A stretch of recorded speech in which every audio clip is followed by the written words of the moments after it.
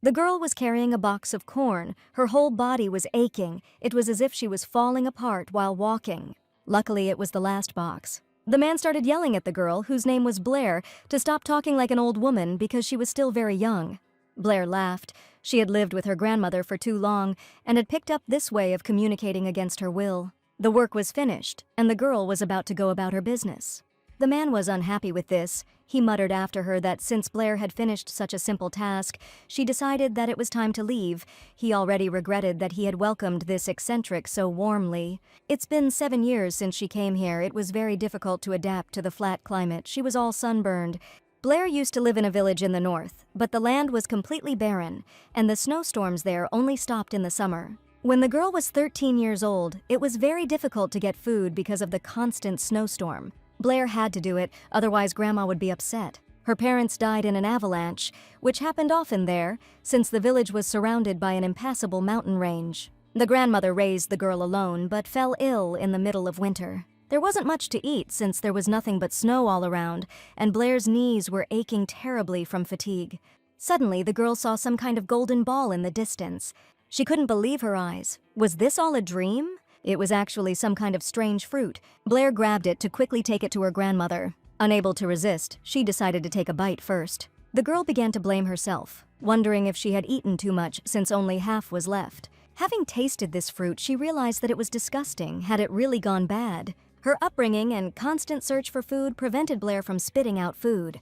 She couldn't swallow it, so she decided to spit it out. As she was about to spit out the piece, the girl heard someone calling her rudely. No, she still managed to swallow this terribly tasteless piece of fruit.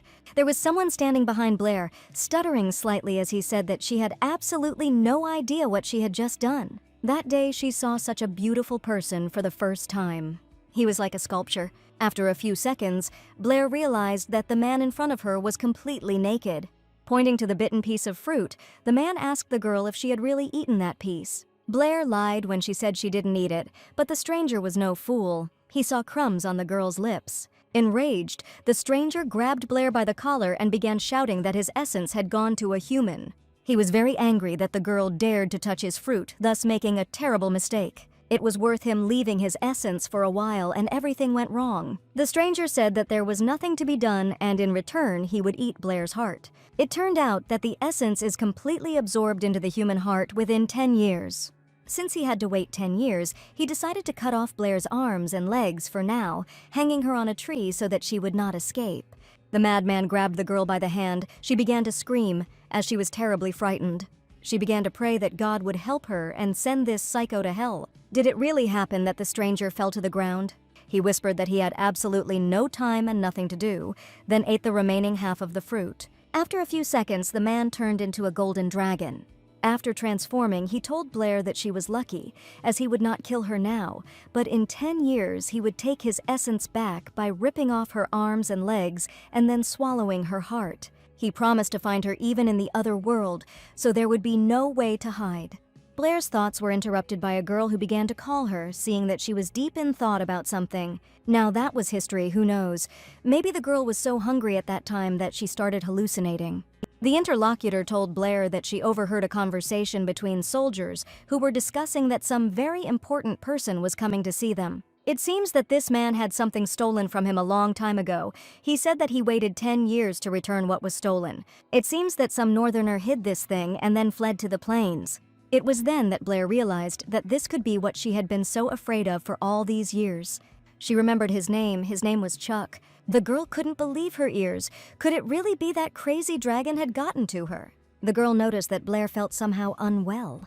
With fear in her eyes, she asked if they had any paint. There was paint, but there was only one color left, which was a little strange for hair. Blair didn't care about the color. She fell to her knees and began to beg for the paint to be squeezed out for her. Skin as white as snow, black hair, cornflower blue eyes. Such an appearance was typical for northerners.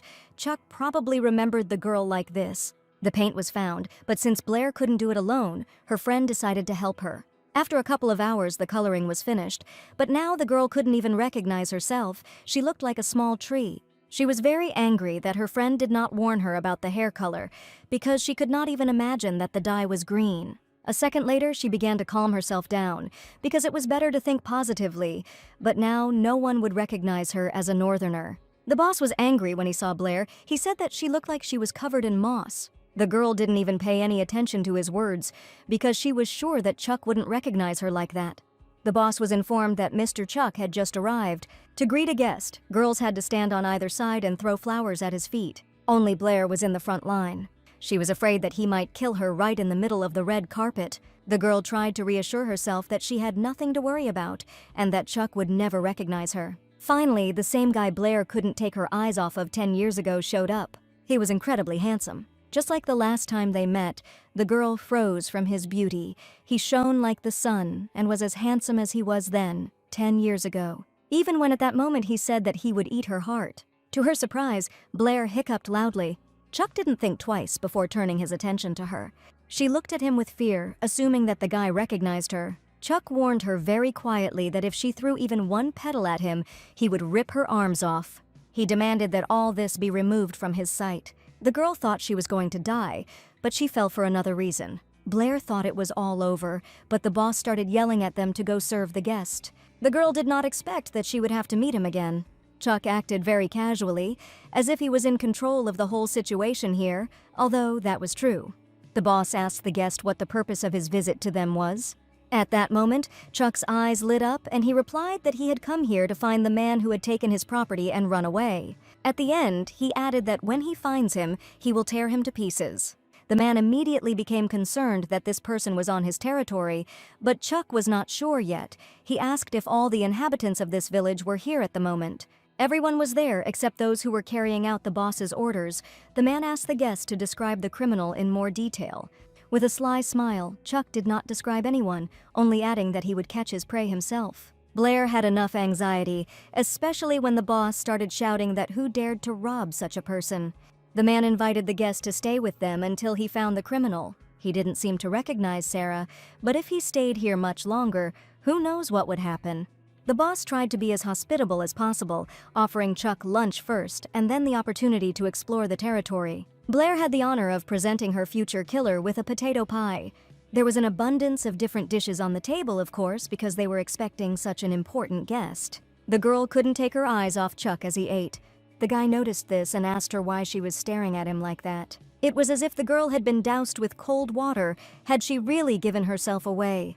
Blair began to justify herself by saying that they hadn't had such a distinguished guest visit them for a long time, but before she could finish speaking, Chuck interrupted her. He stated that she was not just curious, but that she was following him. Blair became so scared she stood there, unable to say a word. The guy just smiled slyly. Getting up from the table, he walked up to her and demanded that she speak at that moment. There were a lot of thoughts in her head, but she couldn't find a single one. Chuck repeated his question again. Why the girl was looking at him like that? At that moment, she needed absolutely any excuse, even the most ridiculous one, to make him stop looking at her. In fact, Chuck looked so wonderful that the girl even staggered when she saw him. So beautiful, like a sculpture. Looking at Blair, the guy asked if she, by any chance, had fallen in love with him. She publicly agreed that it was indeed so. She fell in love with him at first sight. A second later, Blair realized what she had just blurted out in front of everyone. Without showing any emotion, Chuck asked her again what she had just said. The girl repeated that she loved him. Realizing her mistake, Blair decided to fix it right away. She said that she was very powerful, in the hope that she would not have to use her power now. It was clear from the guest's face that she had said something wrong. The girl started talking some nonsense, that she gets up early, can wash in cold water, her hair doesn't fall out, she doesn't need to take care of her parents, she doesn't have children and she's not married. She drove herself into a corner with these phrases. Chuck looked at her and asked what she meant by that he should ask her to marry him or what. Blair already regretted saying that. She hoped he wasn't serious. Without a single emotion, Chuck said that the girl was crazy and should be killed. This was not an option. Blair decided to play to the end, admitting that she wanted to marry the guest. A grin appeared on the guy's face and he replied that there was no harm in dreaming. After these words, Chuck turned around and left. The girl was glad. She had really gotten away with it and was able to get out of it. The guest expressed a desire to rest, and the boss immediately announced that the best room had been prepared for him and the best servants had been selected. Looking at the maids, the boss asked Chuck if he liked any of them. Any of the girls would be happy to serve such a handsome man. The guy grinned and replied that they didn't suit him. Pointing his finger at Blair, he said he chose her. At that moment, it was as if her whole life flashed before the girl's eyes. Chuck smiled and repeated that he chose her, calling her a cute little caterpillar. Blair couldn't contain her emotions after hearing the nickname. 10 years ago, he finally made his final transformation. Every 100 years, dragons change their appearance, and this happens 6 times. Only for the last time does the dragon become an adult. Chuck was a golden dragon, the most famous of them all. They said that once upon a time, a golden dragon fell in love with a goddess, and she took him to heaven. The guy thought this dragon was a stupid idiot. He was too busy admiring himself. He didn't need anyone else but himself. Chuck didn't understand how the golden dragon could act so stupidly. Black Dragon. Alex watched the golden dragon very carefully to make sure he completed his transformation safely. Chuck was skeptical about this since only Alex could worry about such things. It just so happened that the black dragon thought that the master was screwing up too much. The 5th time, the golden dragon did not accept the essence and slept for 10 years. Once he founded a country in the human world and then abandoned it to its fate. Then, out of stupidity, he accepted flowers from the scarlet dragon and almost got married. Alex was solving all of Chuck's problems, so he began to watch the gentleman too closely. They agreed that they would meet the gentleman at this very place in 10 years. When the boar finally left, Chuck was glad that he could soak up his essence in peace. He almost forgot that he needed the holy stone. Having placed the essence in the snow, he went to get the holy stone. The essence contained the magical power of the dragon. It was the key to existence and the source of strength. A dragon that had lost the essence was no different from a lizard, so it was valued like the apple of one's eye. It could only be shared with the one the dragon recognized as his destiny. It was Blair who bit off some of this essence. Chuck considered all this talk about fate to be nonsense. He was not going to share his essence with anyone. After the girl took a bite out of it, he promised that he would never forgive her.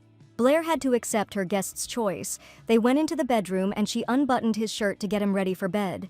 Chuck noticed that the girl was nervous. She was really worried because she didn't like looking after guests. What could we say about bathing, since she would have to see him naked again? Plus, on top of everything else, she had to wash it herself. Who knew at what moment he decided to bathe in her blood? With a hint of narcissism, Chuck said that he understood that the girl was crazy about him, but he asked her to pull herself together and do her job before she got fired. When Blair heard about her dismissal, she was already thinking about escaping from here. Unfortunately, she had to push the thoughts away and agree with the gentleman. The girl's eyes lit up with fire. She decided to give her guest an unforgettable bath. Chuck undressed and walked into the bathroom, wearing only a towel that covered his lower body. Blair froze in place. She thought how the human body could be so beautiful, she had an irresistible desire to touch it. The guy threw off his towel and took a bath. Blair couldn't take her eyes off him. At that very moment, she tried to pull herself together and focus on her dismissal. She wondered if she brushed Chuck randomly, he would get mad. Blair knew that if she overdid it, she might end up leaving not only the estate, but this world as well. She had to be very careful. She hoped that the guest would say that she was simply terrible at this and that he would not like her actions. The girl simply waited for him to throw her out and call another maid. She was so worried that the brush simply fell out of her hands. Blair began to apologize, saying that she would bring a new brush right away. Chuck just laughed slightly. The girl was shaking as if she had never seen a naked man. The girl did not understand at what point it seemed to him that she was shaking. The guy ordered her to wash his hair. Blair replied that she would do it right away, in the end calling him master. In a very calm and even tone, the guest stated his name. He asked her to call him by his name and not by master. Blair's heart felt like it was going to break. She had completely forgotten that she would have to say that name. At first, she wanted to make him drive her away. Unfortunately, he was not so easily persuaded. She was afraid that she would die if she did not work well. Still, even though Chuck scared Blair, he was such a handsome guy. The girl caught herself thinking that she was looking at him too often. This needed to end as soon as possible. After washing his hair, she thought that finally, that was it. She could now escape from this hell. She realized that he was not getting up. Did Chuck really want the girl to continue? Blair did not understand. Should she start washing his hair again or what to do? The girl began to get angry that he was lying there without any movement. She began to wake him up, hoping that if she woke him up, he wouldn't kill her. Chuck woke up suddenly and a stream of water rushed straight into Blair's face. He looked at the maid in bewilderment, as if nothing had happened. She only replied that she was already finished with her hair. Taking out a towel, Blair offered to help her guest dry himself off. He didn't answer, and the girl began to carefully wipe his wet body. Blair blushed terribly. She began to reassure herself that he was a dragon and promised to kill her. The girl noticed that the night sky was especially beautiful today. She wanted to go home desperately. Her bedtime was delayed more and more, as Blair was obliged to fulfill her guests' every whim, and it was all because of that fateful day. Chuck asked the maid to give him a massage. It didn't take more than a few minutes for the guy to fall asleep. The girl's touches were very calming to him. At that moment, Blair thought Chuck was acting like a child. In any case, she liked him much better when he was sleeping.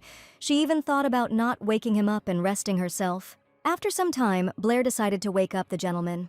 Chuck opened his eyes abruptly and asked the maid how long he had slept. The guest had slept for 2 hours. If the girl only knew, although she was told that she gives a very good massage. Now, the master forced her to give him a massage every day until he fell asleep. In fact, there was nothing wrong with the massage for Blair, but Chuck went to bed too late, usually between midnight and 1 a.m. It would be fine if he worked late, or, for example, he was having fun with someone. Chuck just didn't want to go to bed early. Besides, Blair was very tired during the day, and when the master lay down in his soft bed and told her to start, the girl was incredibly angry and was ready to just knock him out with her fist. In any case, she believed that no matter how handsome he was, everything had its limits. Yesterday, he asked the maid if she really enjoyed being with him so much that she blushed so much. At that moment, Blair again regretted eating Chuck's essence. She couldn't give herself away so stupidly. Coughing a little, she apologized, telling the gentleman that she liked him madly. Eric washed himself at Blair's house again last night. Events of last night. Eric had already gotten out of the shower when the girl arrived home. She simply didn't have the strength. Every day was like this now, but Blair still asked Eric if he had fixed his pipes. She didn't really like that he came to her place as if it were his own home, but the girl still hoped that the guy would fix the pipes before the well dried up. Blair wondered why he was swimming so late, and if he had been working late too. Eric replied that he was waiting for her, which the girl certainly didn't expect to hear. He gently took Blair's hand and asked if the guy she was serving was forcing her to do anything. Eric noticed that the girl was almost never at home. A couple of times she almost fell asleep while he was waiting for her. He tried to help in case the guest forced Blair to do indecent things. The girl was very grateful to him for his concern, but assured him that everything was fine. She was very pleased that he was interested, but with that she thanked him and sent him to bed. Eric was so kind and naive. She thought that if Chuck were even a little bit like him, it would be good. One day, Blair finally fell asleep standing up. It was all because she couldn't get enough sleep. Still holding the book, Chuck told her to start the massage right now. This request scared the girl very much. As it was still very early, she hoped that he would not ask for a massage before midnight. Unfortunately, she couldn't refuse him. Sometimes she felt like she was touching a snake, and he was so cold.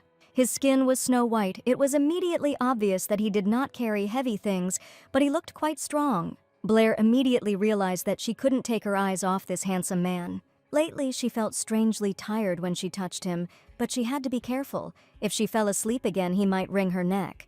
Usually by this point, Chuck would have already fallen into oblivion, but for some reason now he kept looking at the girl, wondering if she would really have to give him a massage again until midnight.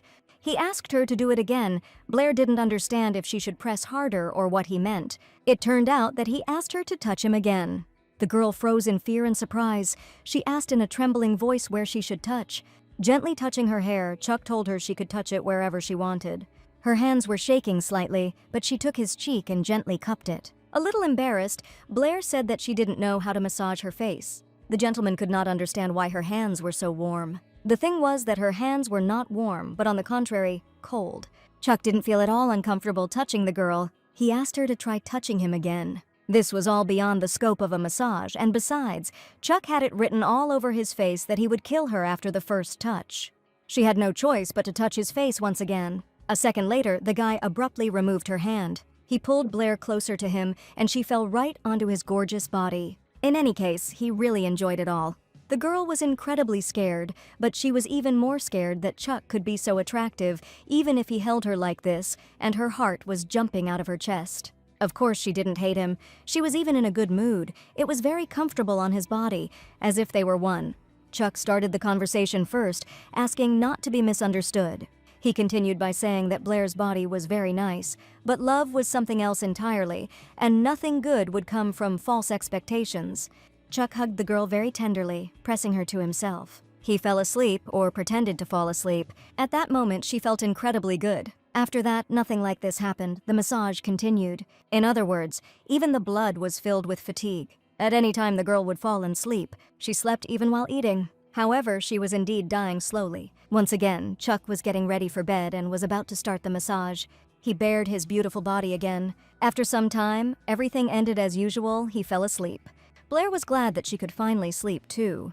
She was about to leave his room, but realized that his hand was tightly gripping hers, and it was impossible to break free. The girl had to go home. Her eyes were closing. Exhausted, she fell right next to him and fell asleep. Sometimes Blair felt disappointed in herself. For example, in the morning the body was fresh. The sun's rays made the house warm, and the girl slept through it, lost in the freshness. Now, the situation was more serious. Firstly, it was not just someone else's room. First of all, Chuck encircled her body. Blair almost went crazy from the realization that she had slept from evening until the morning. She didn't understand how she could get out of his embrace unnoticed. Someone knocked on the door, and the girl immediately pretended to be asleep. It was Alex bringing Chuck offerings from the elders. The guy's gaze stopped on the girl sleeping next to the gentleman. When Chuck woke up, he asked in a rough voice what it was. With his eyes shining, he asked if he had really slept with this just now, looking at Blair. There was anger in his eyes, and he started shouting for her to get up immediately. For dragons, sharing essence with someone was the same as swearing allegiance. At the same time, when a dragon shares it, its soul and body become very unstable. There were two ways to overcome this period. The first way was to become one with your partner. The second was to simply touch him. For Chuck, both of these options were impossible. He was in an unstable state all the time. The most common symptom of this was insomnia. So, of course, his rapid awakening became understandable. Blair didn't have time to get up. Chuck pulled the blanket out from under her, and she fell. The girl began to apologize, stuttering. Everything was lost. Now she was sure that she would really die. Chuck stated that as much as he liked Blair, he did not allow her to sleep in the same bed with him. The girl in Alex's eyes were huge in surprise. Blair fell at his feet and began to apologize, repeating that she did not even dare to desire a place near the master. Whatever the case, she didn't want to sleep next to him, but she couldn't say it. Alex suspected something. He couldn't believe his eyes, which he didn't take off from Blair. In any case, these were just his guesses. He turned to the gentleman, saying that he had something for him. Chuck's eyes were shining with anger. He made it clear to the guy that he was busy right now. Alex was insistent, saying that it was about the gentleman's condition. At that very second, Blair disappeared from the room to let them talk in peace, which was to her advantage. Alex reported that the elder dragons were concerned about Chuck's condition. They were clearly worried. The guy said that the elders had prepared gifts for the gentleman, and he offered to send them a letter in response. Chuck immediately agreed not to be pestered with conversations that did not interest him. Then Alex asked what happened to the girl who ran out of the room so quickly. Chuck assured the guy that he had nothing to worry about, as he left her because she was a good massage therapist. The gentleman said that the problem was not with the girl, but with that northern child. Because of her, he had to endure a lot. Chuck ordered Alex to catch her quickly. He couldn't understand why he thought he had done something shameful, why he felt like Blair was worried about something. Chuck grinned and said that there was still a chance to get an hour of sleep tonight. The gentleman believed that the greatest happiness for the girl was that she would be able to look at him. Alex reported that this time Count Bari sent Mr. Chuck a horse that was bred in Groat Island. There were rumors that the Count only had 3. All this information was of no interest to the master. He was already thinking of breaking the dragon's neck so that it would not make noise. He still didn't calm down, offering the gentleman to take a ride around the village on a horse and look around. Chuck thought about going for a walk. Thanks to Blair, his insomnia had disappeared lately, so he could go for a walk in a good mood. When Chuck was ready, he went outside and went to inspect the area, when he suddenly froze at what he saw. He saw Blair working in the cornfield. The girl seemed incredibly exhausted. Chuck felt tense about the atmosphere around him. He thought Blair was resting until she visited him. Does she really suffer like this every day? The gentleman thought. The maid carried heavy boxes, pulled the cart with these boxes herself, and loaded them herself. Blair's hand jerked in pain. Chuck clenched his teeth, as if he felt the pain along with her. The boss noticed the gentleman's reaction and asked what was wrong. The guy's heart began to ache strangely. Could this really be another side effect of losing his essence? Blair dropped a crate of corn and it all went flying, right in front of Chuck. The gentleman went to the girl. The boss started shouting, calling for Mr. Chuck, not understanding where he went. The guy took off his robe and threw it over Blair. The girl expected to see anyone here, but certainly not Mr. Chuck. Blair said his name very loudly, taken aback. In a very cold tone, Chuck asked her if she had really been touching him with dirty hands all this time. The girl began to justify herself that this was not so, that she always washed her hands properly. Chuck started yelling at Blair to clean up the mess faster. He stated that most people who loved him were wrong. He hoped that the girl would be special, since in his eyes everyone was the same. Blair stared at him, unsure of how to respond to that. Chuck added that just because he leaves her around, she shouldn't be fooled into thinking she has a lot of free time. The gentleman ordered Blair to quickly come in and wash herself, and he himself went in the opposite direction. He also ordered not to enter the bedroom until he called. Although the situation was not entirely clear to Blair, deep down she was happy that she would not have to work in the cornfield. The girl cowered, pressing her robe to her face as if she was about to cry. Chuck realized he didn't want to look at her crying. He mockingly told her to pray that his anger would cool. Blair had no intention of crying. This act was unexpected generosity for her. She was sure that near the temple, Chuck would not do anything to her, and she would finally be able to sleep normally. In 4 days. Alex thought it really didn't make sense no matter how formal the letter was.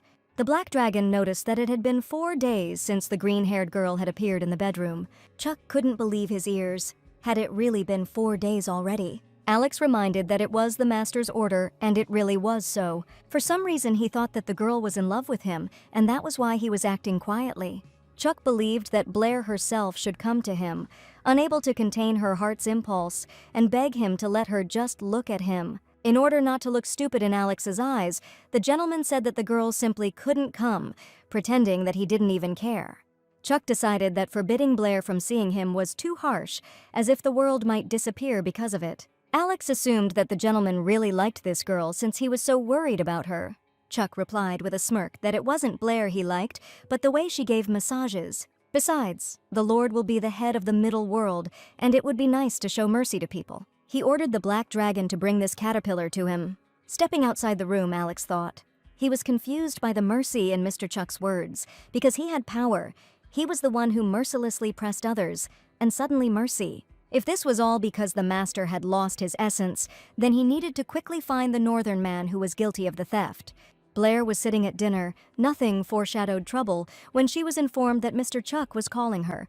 She realized that before going to him, she should at least tidy herself up a little. The girl was given clothes. Her task was to wash and change. Even though Blair was filled with fear inside, she asked with a smile on her face why she had been called. Chuck smiled and asked how long she thought about it.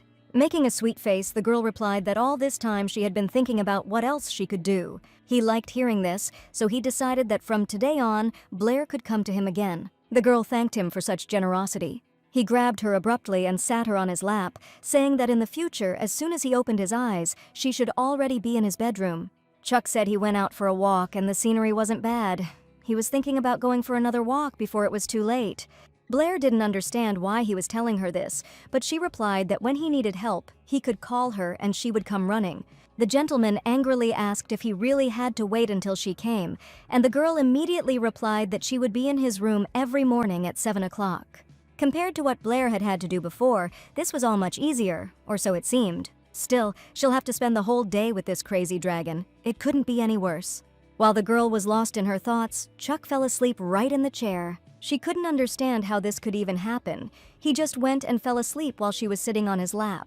Exactly a week had passed since her workplace became not the field, but Mr. Chuck's bedroom. Now Blair's life became more comfortable. She no longer had to serve nasty people, and all she had to do was massage. The best thing about it all was that the girl could eat well 3 times a day. It scared her that she felt comfortable around the dragon. The dragon who wanted to kill her, it all sounded very ironic. For a moment, Blair forgot that happiness does not last long, and unhappiness always comes suddenly. A huge piece of dirt fell right on Mr. Chuck's head. Blair couldn't believe her eyes. She was afraid to imagine what would happen now. The girl fell at the master's feet and began to beg him to forgive her. She could not even imagine that dirt would fly in his direction. Blair realized that the dragon was furious. She decided to fix the situation and immediately began to praise Chuck, saying that his beauty was dazzling, even though he was covered in dirt. This was obviously a mistake. Blair then decided to take him somewhere, suggesting that they go wash up so that his delicate skin would not be harmed. These words were also a mistake. At that moment, the girl became incredibly scared. Chuck took a step towards the one who threw dirt at him. at which point Blair grabbed him and begged him to forgive her for the first time.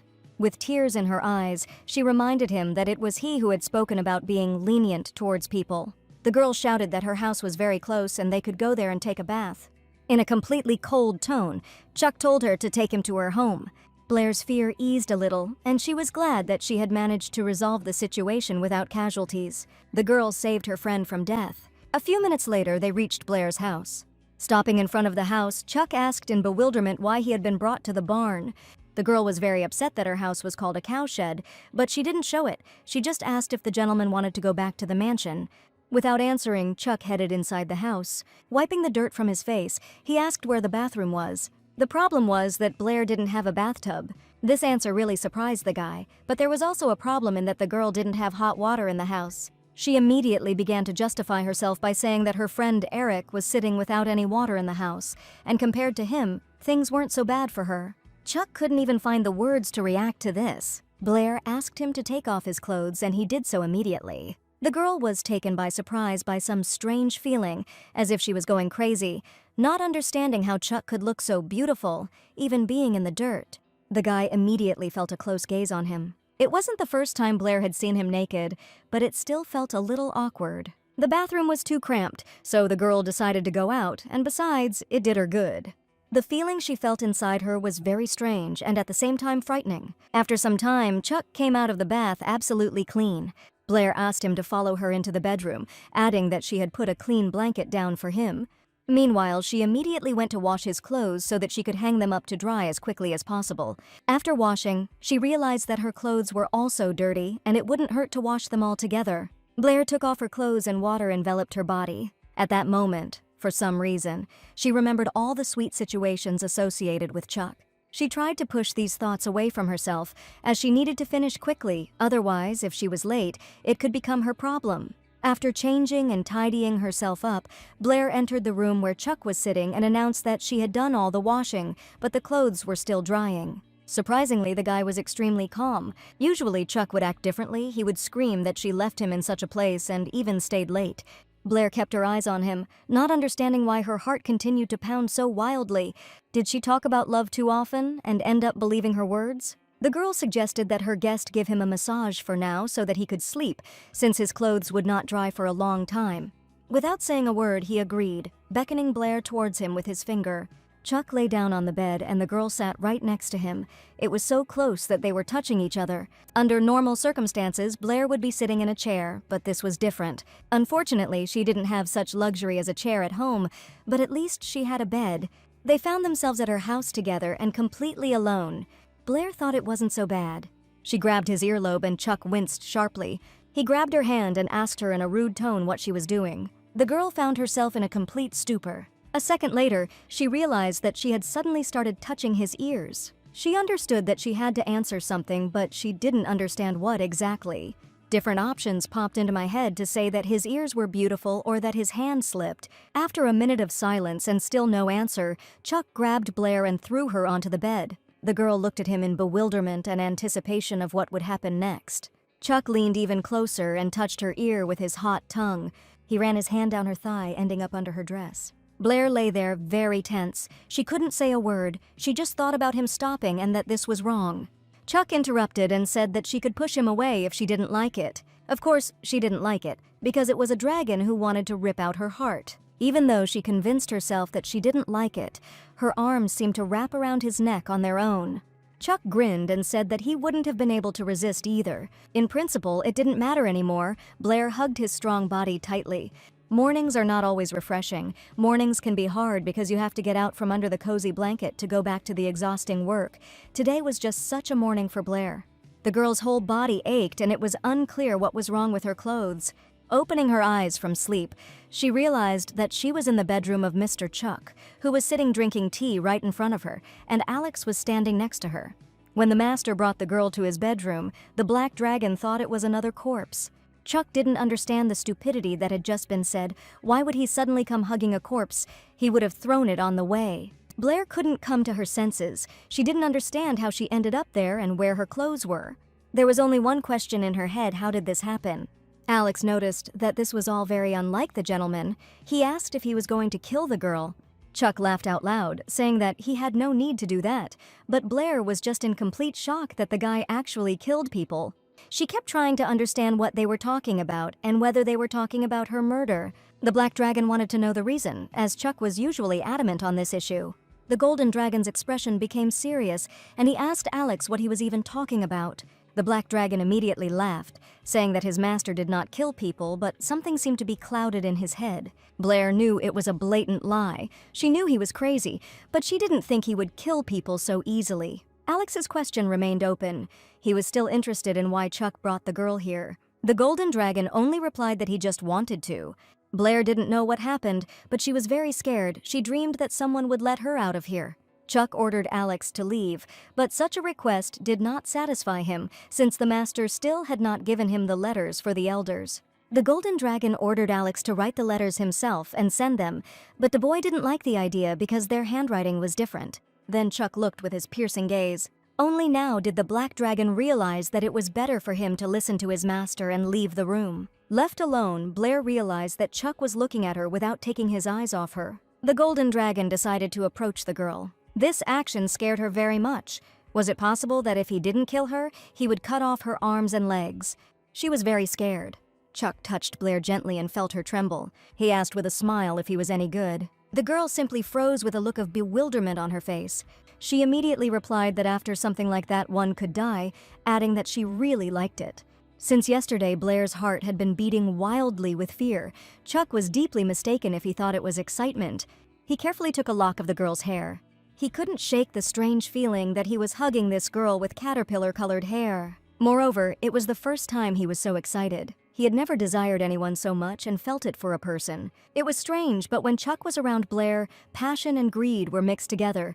His feelings were so chaotic. Today, the guy told her to rest here. The girl wanted to object. She wasn't crazy enough to stay here. Before she could object, the bed suddenly shot up into the air. As he left, Chuck told her not to even try to leave a second time. Blair knew she had to keep her distance, otherwise this misunderstanding would cost her dearly. The girl apologized to him, but she had to ask him for clothes. She began to ask him for at least a blanket, or this carpet, or a laundry basket. She wanted to wash herself, but it was completely awkward to go out looking like that. Chuck smiled and pulled out his pants, immediately starting to put them on Blair. She felt terribly awkward about this, and stutteringly said that he could just lend her some clothes and she could dress herself. Chuck had no intention of backing down. He just told her not to move because he wouldn't do it twice. Finding himself at her feet again, he seemed to convince her that there would be no more misunderstandings. Today, the gentleman was in an unusually good mood. Was it because Chuck was watching Blair in her funny baggy clothes? Besides this, she ate very well.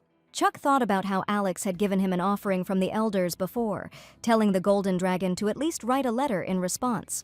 Since Blair was resting in his bedroom, he had nothing to do and decided to write a letter. Alex was glad that the gentleman decided to do this. He brought different types of paper for writing. Among the papers, there was some kind of envelope.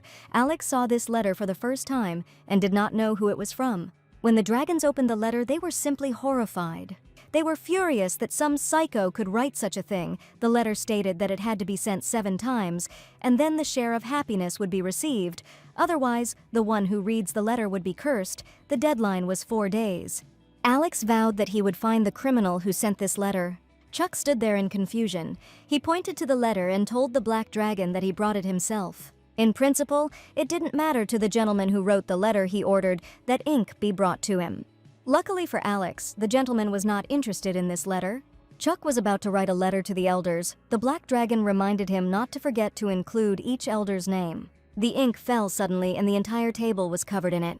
The maid who was at fault immediately began to apologize. Alex realized that something terrible was about to happen. The Black Dragon immediately began to check if the master was okay, intending to wash his hands right away. When they returned to the bedroom, Blair did not understand what had happened. She did not see anything, as she had been resting under the covers after dinner. The maid was crying loudly. She was sure that she was going to die, but no one expected Chuck to say something merciful, for example, that the girl must be hungry. Everyone present froze in surprise. The gentleman was absolutely calm. He simply ordered dinner to be prepared.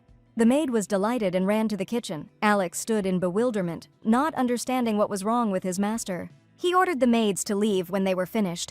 The Black Dragon asked if Chuck was really letting them go without punishment. The golden dragon replied that the caterpillar was very timid. Blair was also completely confused. Chuck walked up to the girl, abruptly lifted the blanket, and called her to dinner. Alex was sure that due to the lack of essence, everything in the gentleman's head became clouded. Blair and Chuck were sitting having dinner. The black dragon decided that he would remind them about the letter when they were finished. He ordered one of the maids to clear the table. The girl found that very letter on the table she couldn't read, but she thought it was better not to throw anything away. The maid came to Blair and asked her not to be too surprised. How could one not be surprised? Her house, not even a day had passed before it simply collapsed. The girl immediately began to reassure herself that her house was not very suitable for living, as if it were for cattle. Every time it rained, Blair shivered from the cold. Of course, this house was only good for spending the night. Even the ghosts ran away from it. However, he was dear to Blair. She got this house for her hard work, and then the girl remembered that Mr. Chuck said that he did not want to see this house anymore.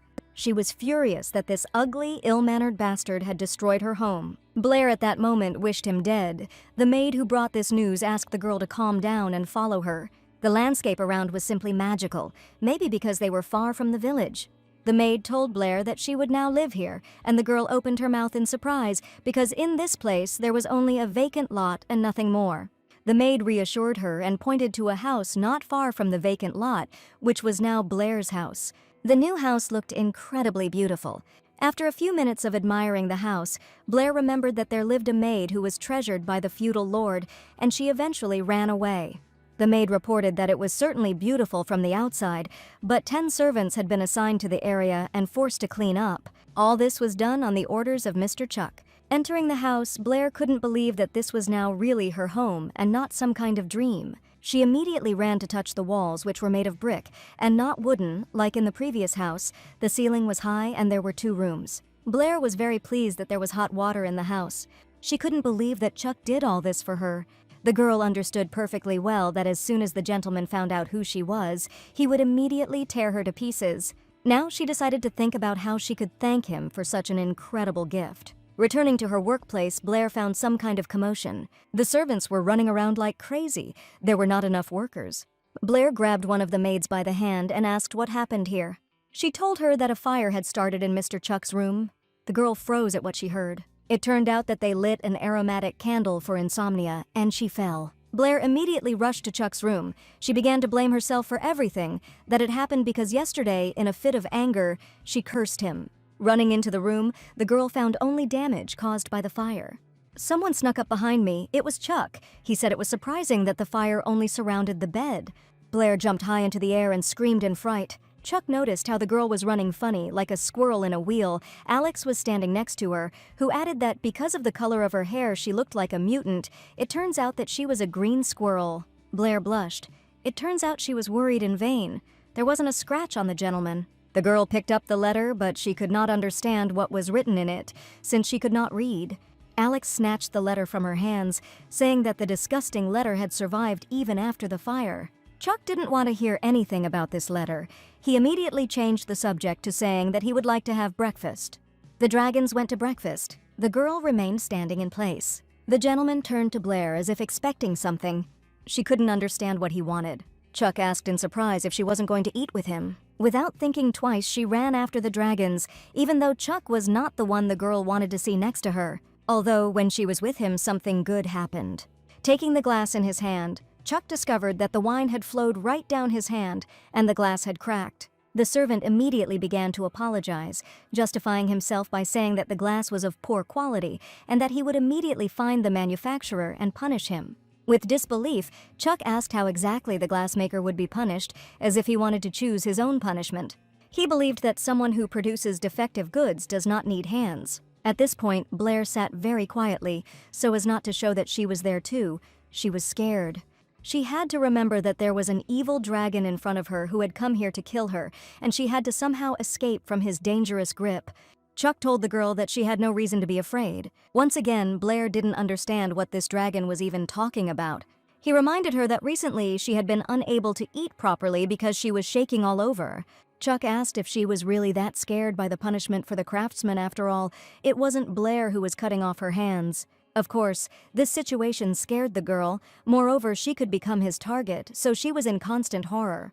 Despite all this, Blair always tried to eat well because she believed that food was the most important thing. With a grin on his face, Chuck said that he decided to cut off that craftsman's hand precisely because of her. It's all because the gentleman slept so badly yesterday because Blair wasn't there. Because if she were with him, he wouldn't have needed candles, and the fire wouldn't have happened. He would have been in a good mood, and he would have forgiven this man. Surprised by what she heard, the girl still did not understand what he ultimately wanted from her. Pinning Blair against the wall, Chuck told her to try to make him relax. If she does this, then he will not punish this craftsman. After these words, the dragon began to tenderly kiss the girl's neck. His hand found its way to her thigh and penetrated deeper and deeper under her dress. Chuck kept saying that Blair had no flaws, wanting to eat her up completely. The girl was seriously frightened by these words and began to scream that she was not tasty, asking not to eat her. At that moment, Alex entered the room. He was a little confused by what he saw. It's no surprise that the black dragon appeared here, because this was his room, since there was a fire in Chuck's room and he moved in with Alex. Not having received what he wanted, the gentleman asked Blair if he could at least cut something off for the craftsman. He promised that the man would not die from this. Alex was scared that they were talking about him and almost started crying, justifying himself by saying that he had simply come to his room. Blair had been bothered by the fact that Chuck was constantly surrounded by trouble since the fire yesterday. The apples given to him were spoiled. The fence he was leaning against collapsed. A cart with potatoes even crashed into it. Blair felt a strange satisfaction that made her skin crawl. She thought that if she left things as they were, he would blame her for everything again. The girl suggested that Chuck go back. Besides, the weather was getting worse. The weather was clearly not on her side, but she did not give up, hinting that it would soon start raining. Chuck gave in to persuasion and said that they were going back. Turning around, he stumbled and fell face down in the mud. Blair let out a very quiet sob of horror. The golden dragon's eyes glowed with anger. They returned, but not to the estate, but to Blair's house. She invited him inside, asking if it was his first time here. She decided that it would be better to go to her house than to drag the gentleman to the village in such a state. The girl suggested that Chuck take a shower, quickly adding that there was constant hot water in this house. The gentleman abruptly refused, which greatly surprised Blair. Coming up behind her and gently wrapping his arms around her hips, Chuck said he wanted to check something else. He was going to find out how badly the curse was. Blair really hoped he wouldn't kiss her while being so dirty. Unfortunately for her, that was exactly what he was about to do. Before his lips could touch Blair's, the candlestick standing on the shelf fell right on Chuck's head. The girl cowered in fear, not understanding why the candlestick, which stood almost at the end of the shelf, suddenly collapsed. Clenching his fist in anger, the gentleman shouted, "How long could this go on?" remembering at that moment that ill-fated letter.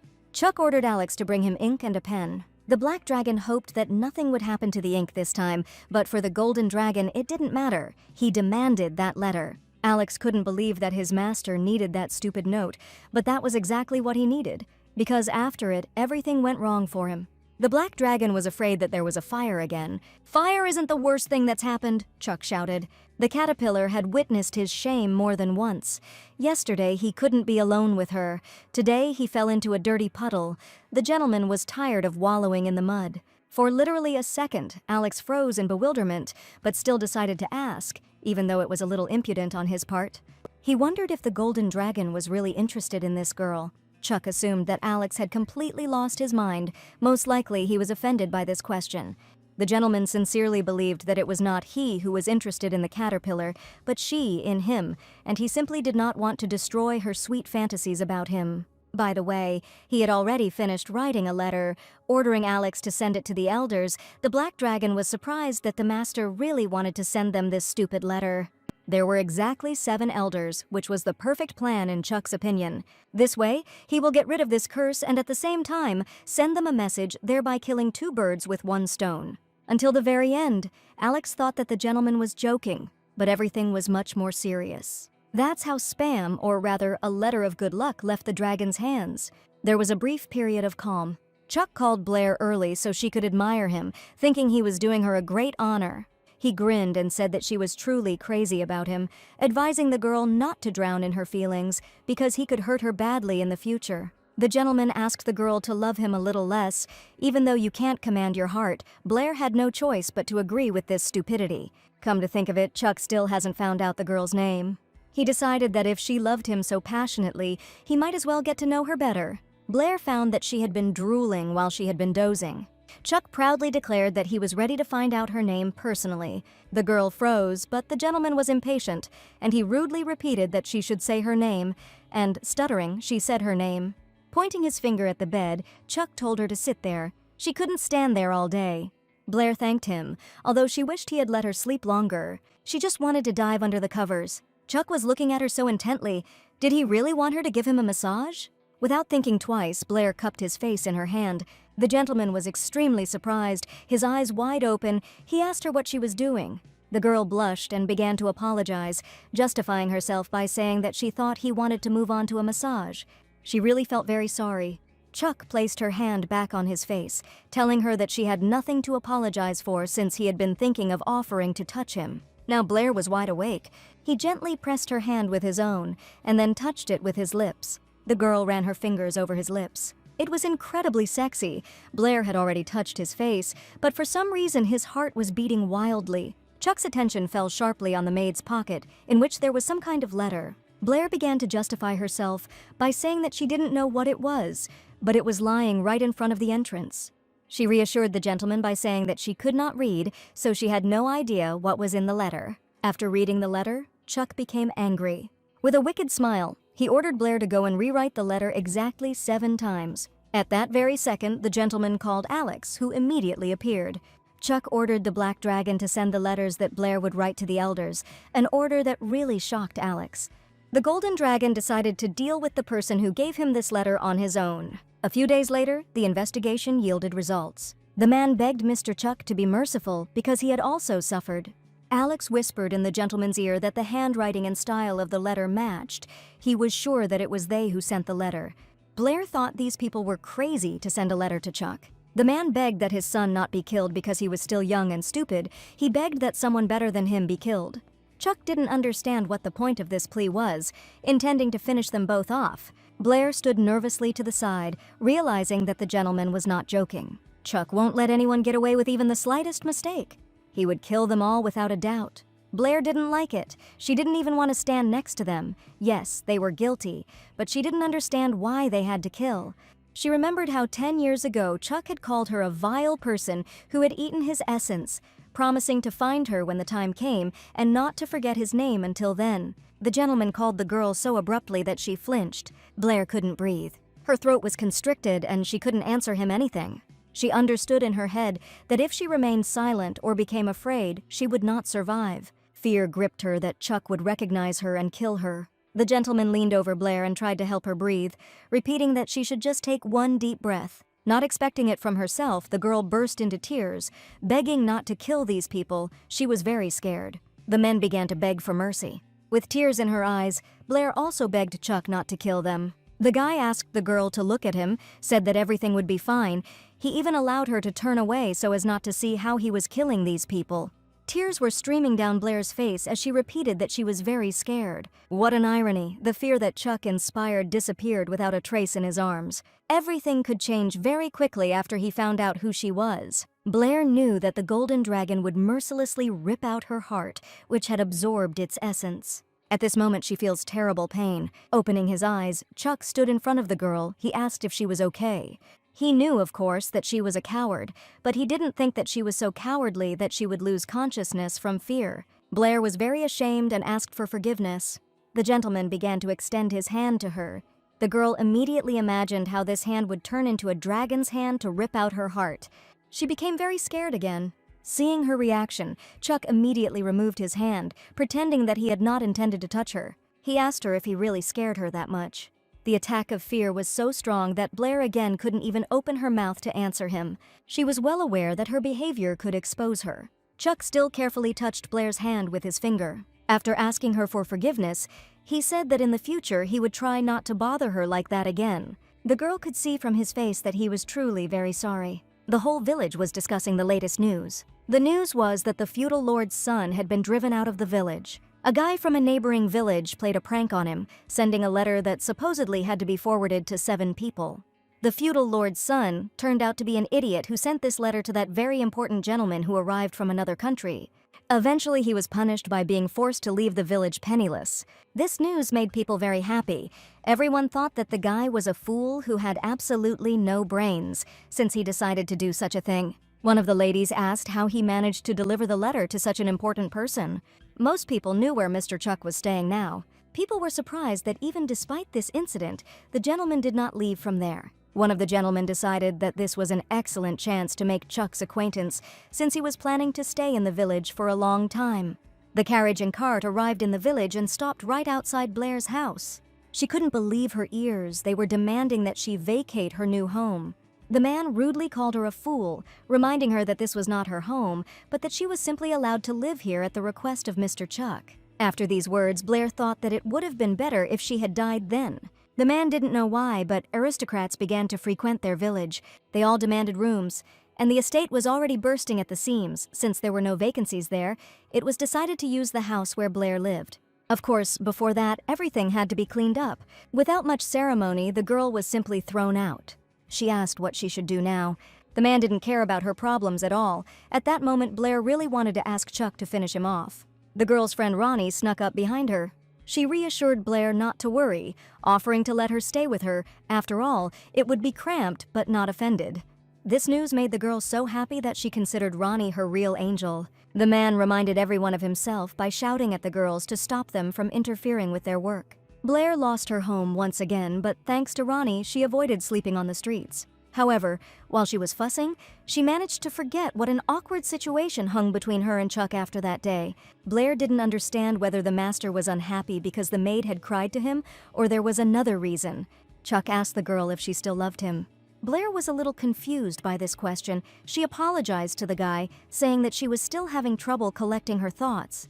She didn't know if it was right to pretend that she still loved him. Chuck asked another question, whether she was still afraid of him since he didn't kill that man. This was the first time Blair had heard of it. The guy was very upset, like a naughty puppy. He seemed very nice to her, but at that very second she tried to push these thoughts aside. Blair apologized to him once again, looking for excuses on the fly. She said that at that moment she was not herself. Chuck promised that this would not happen again.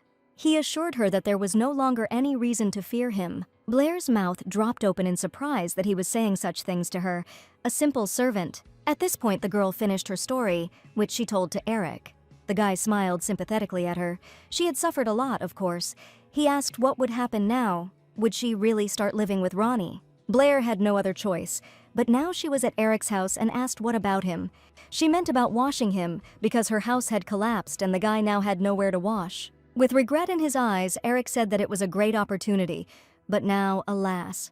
Blair froze in surprise, but the guy quickly corrected himself, saying that he was now washing himself with someone else. He hinted to her that it was already dark and time to go home. The girl did not notice how quickly time flew by, although it seemed that it was not too late yet. Eric whispered in Blair's ear that he had heard a rumor that among the new guests there was a man who was trying to get the maids into his bed. The girl was very outraged by this news. She decided that she should tell Martin about it. After a minute, I realized that he wouldn't care, because he was a real bastard. Looking at the girl, Eric offered to walk her home, since it would be safer together. Blair immediately declined the offer, saying that she would go home right now. Since it was not very late, she was sure that everything would be fine. Tomorrow was supposed to be a difficult day, so the girl needed rest. She said goodbye to her friend and left. Eric's words made her feel uneasy. She hoped that her friend Ronnie had already returned home. An unfamiliar voice was heard from behind, calling out loudly for Blair. She didn't think this would happen, but it seems like she will be the next victim. A disgusting-looking man appeared in front of the girl. His belly didn't fit under his shirt, which made him look even more disgusting. Blair didn't lose her composure, saying that if he was heading to the estate, he needed to go the other way. The man began shouting very aggressively that he had no reason to go back there. He grabbed the girl by the hair hard and she squealed in pain. Unbuttoning his pants, he told her that she was very lucky because she would be spending the night with someone like him. When the stranger took off his pants, Blair looked and asked ironically what kind of pimple he had between his legs. This question made him extremely angry, and he hit the girl in the face with all his might. She fell to the ground in front of him. She was in great pain. If he hit her like that again, she would definitely pass out. Blair didn't know what to do. Suddenly, 2 stones flew at the scoundrel from the side. The blow was accurate. They hit him right in the face. It was Ronnie, she called out to her friend, shouting that it was time to run. Blair wasn't going to let this go. She grabbed the bastard by the collar. Sharply pushing him away, the girls ran away. Having run a fairly long distance, they stopped and tried to catch their breath. Ronnie was very glad that she barely managed to save her friend. Blair thanked the girl. She was very grateful to her. She asked her why she was not at home. Ronnie replied that she was at the estate. Having announced that a banquet would soon begin at the estate, Blair was surprised as it was the first time she had heard about the banquet. It turned out that she had missed the preparation for it while she was serving Chuck. Many aristocrats came to see Chuck, but he never honored them with his attention. They hope that they will be able to meet him at least at the banquet. It was all very strange. Blair thought the gentleman was a simple merchant. Ronnie knew one secret. She heard that Chuck was from the imperial family. Blair couldn't contain her emotions of surprise. Ronnie began to cover her friend's mouth, since no one should hear this. His Majesty the Emperor was the sole owner of the Blue Diamond mines, but now they were being sold in the Ephian Guild. Not one piece at a time, but thousands at once. To do this, you needed to have permission to extract such stones. Blair didn't understand how Chuck managed to get this permission. Was it because he was from the imperial family? Ronnie confirmed that this is exactly how he was identified. She heard it from the guests. So the aristocrats tried to befriend him and came to their village. Before Ronnie could finish speaking, the knights appeared. They asked the girl what they were doing in that area, assuming they were up to something. The girl thought for a second, then realized that this was no longer their home. Blair and Ronnie are in real trouble. Some crazy girl was screaming, demanding that they be punished immediately. Martin assured the girl that there was no need to worry and that he would personally punish them. She was adamant the stranger wanted to personally see how the girls were suffering, since they had made their way into her house. If her knights hadn't discovered them, then who knows how it all could have ended, the stranger screamed. Blair was so upset because this was her house, and they lent it to an aristocrat for a while. She shouldn't be here at all. She bowed her head before the stranger and asked for forgiveness, although it was unfair that she had to apologize. The aristocrat continued to scream. She did not need an apology. She demanded punishment. She said she would not release the girls until her anger was over. Blair heard a very familiar voice ask what about his anger. The aristocrat and Martin turned around and horror was frozen on their faces. It was Mr. Chuck. He said that he had been suffering from insomnia lately, but was finally able to fall asleep thanks to a very skilled maid. Blair realized that they were talking about her. Her body seemed to be paralyzed by what she heard. Chuck's voice turned angry as he turned to the culprits of the conflict, saying that they had ruined everything. Horror was evident on their faces. This time, Blair was glad to see the gentleman as never before. Looking around at everyone, he asked who would be held responsible for interrupting his sleep. The aristocrat immediately began to justify herself by saying that she had not intended to make a fuss, but it was all because of these girls who were going to rob her house. Chuck looked at her in bewilderment and asked which house she was talking about. Blair was very scared. She was afraid that the master might not believe her. His eyes sparkled and he asked the aristocrat where she lived. She immediately told him that she lived in a brick house behind the estate, abruptly changing the subject to the fact that she had prepared many gifts for the gentleman, and these girls wanted to steal them. Chuck was furious. He came close to the girl and asked through clenched teeth since when the house he bought with blue diamonds belonged to her.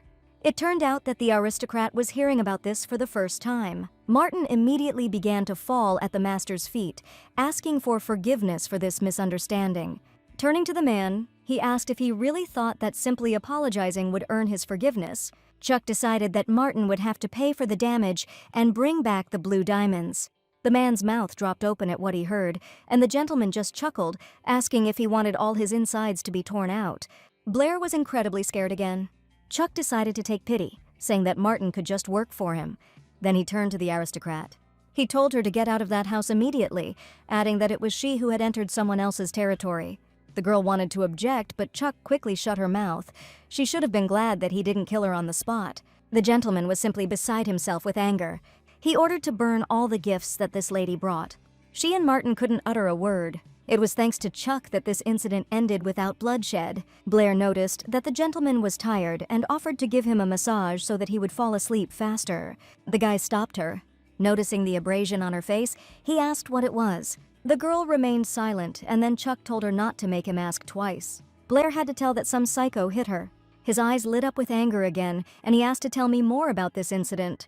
She said that this psycho was waving his fists, and she didn't know what to do. It's good that Ronnie saved her in time. Then they ran as fast as they could and stopped near the house that was Blair's. After finishing her story, the girl began to swear that they had no intention of stealing her gold or anything else.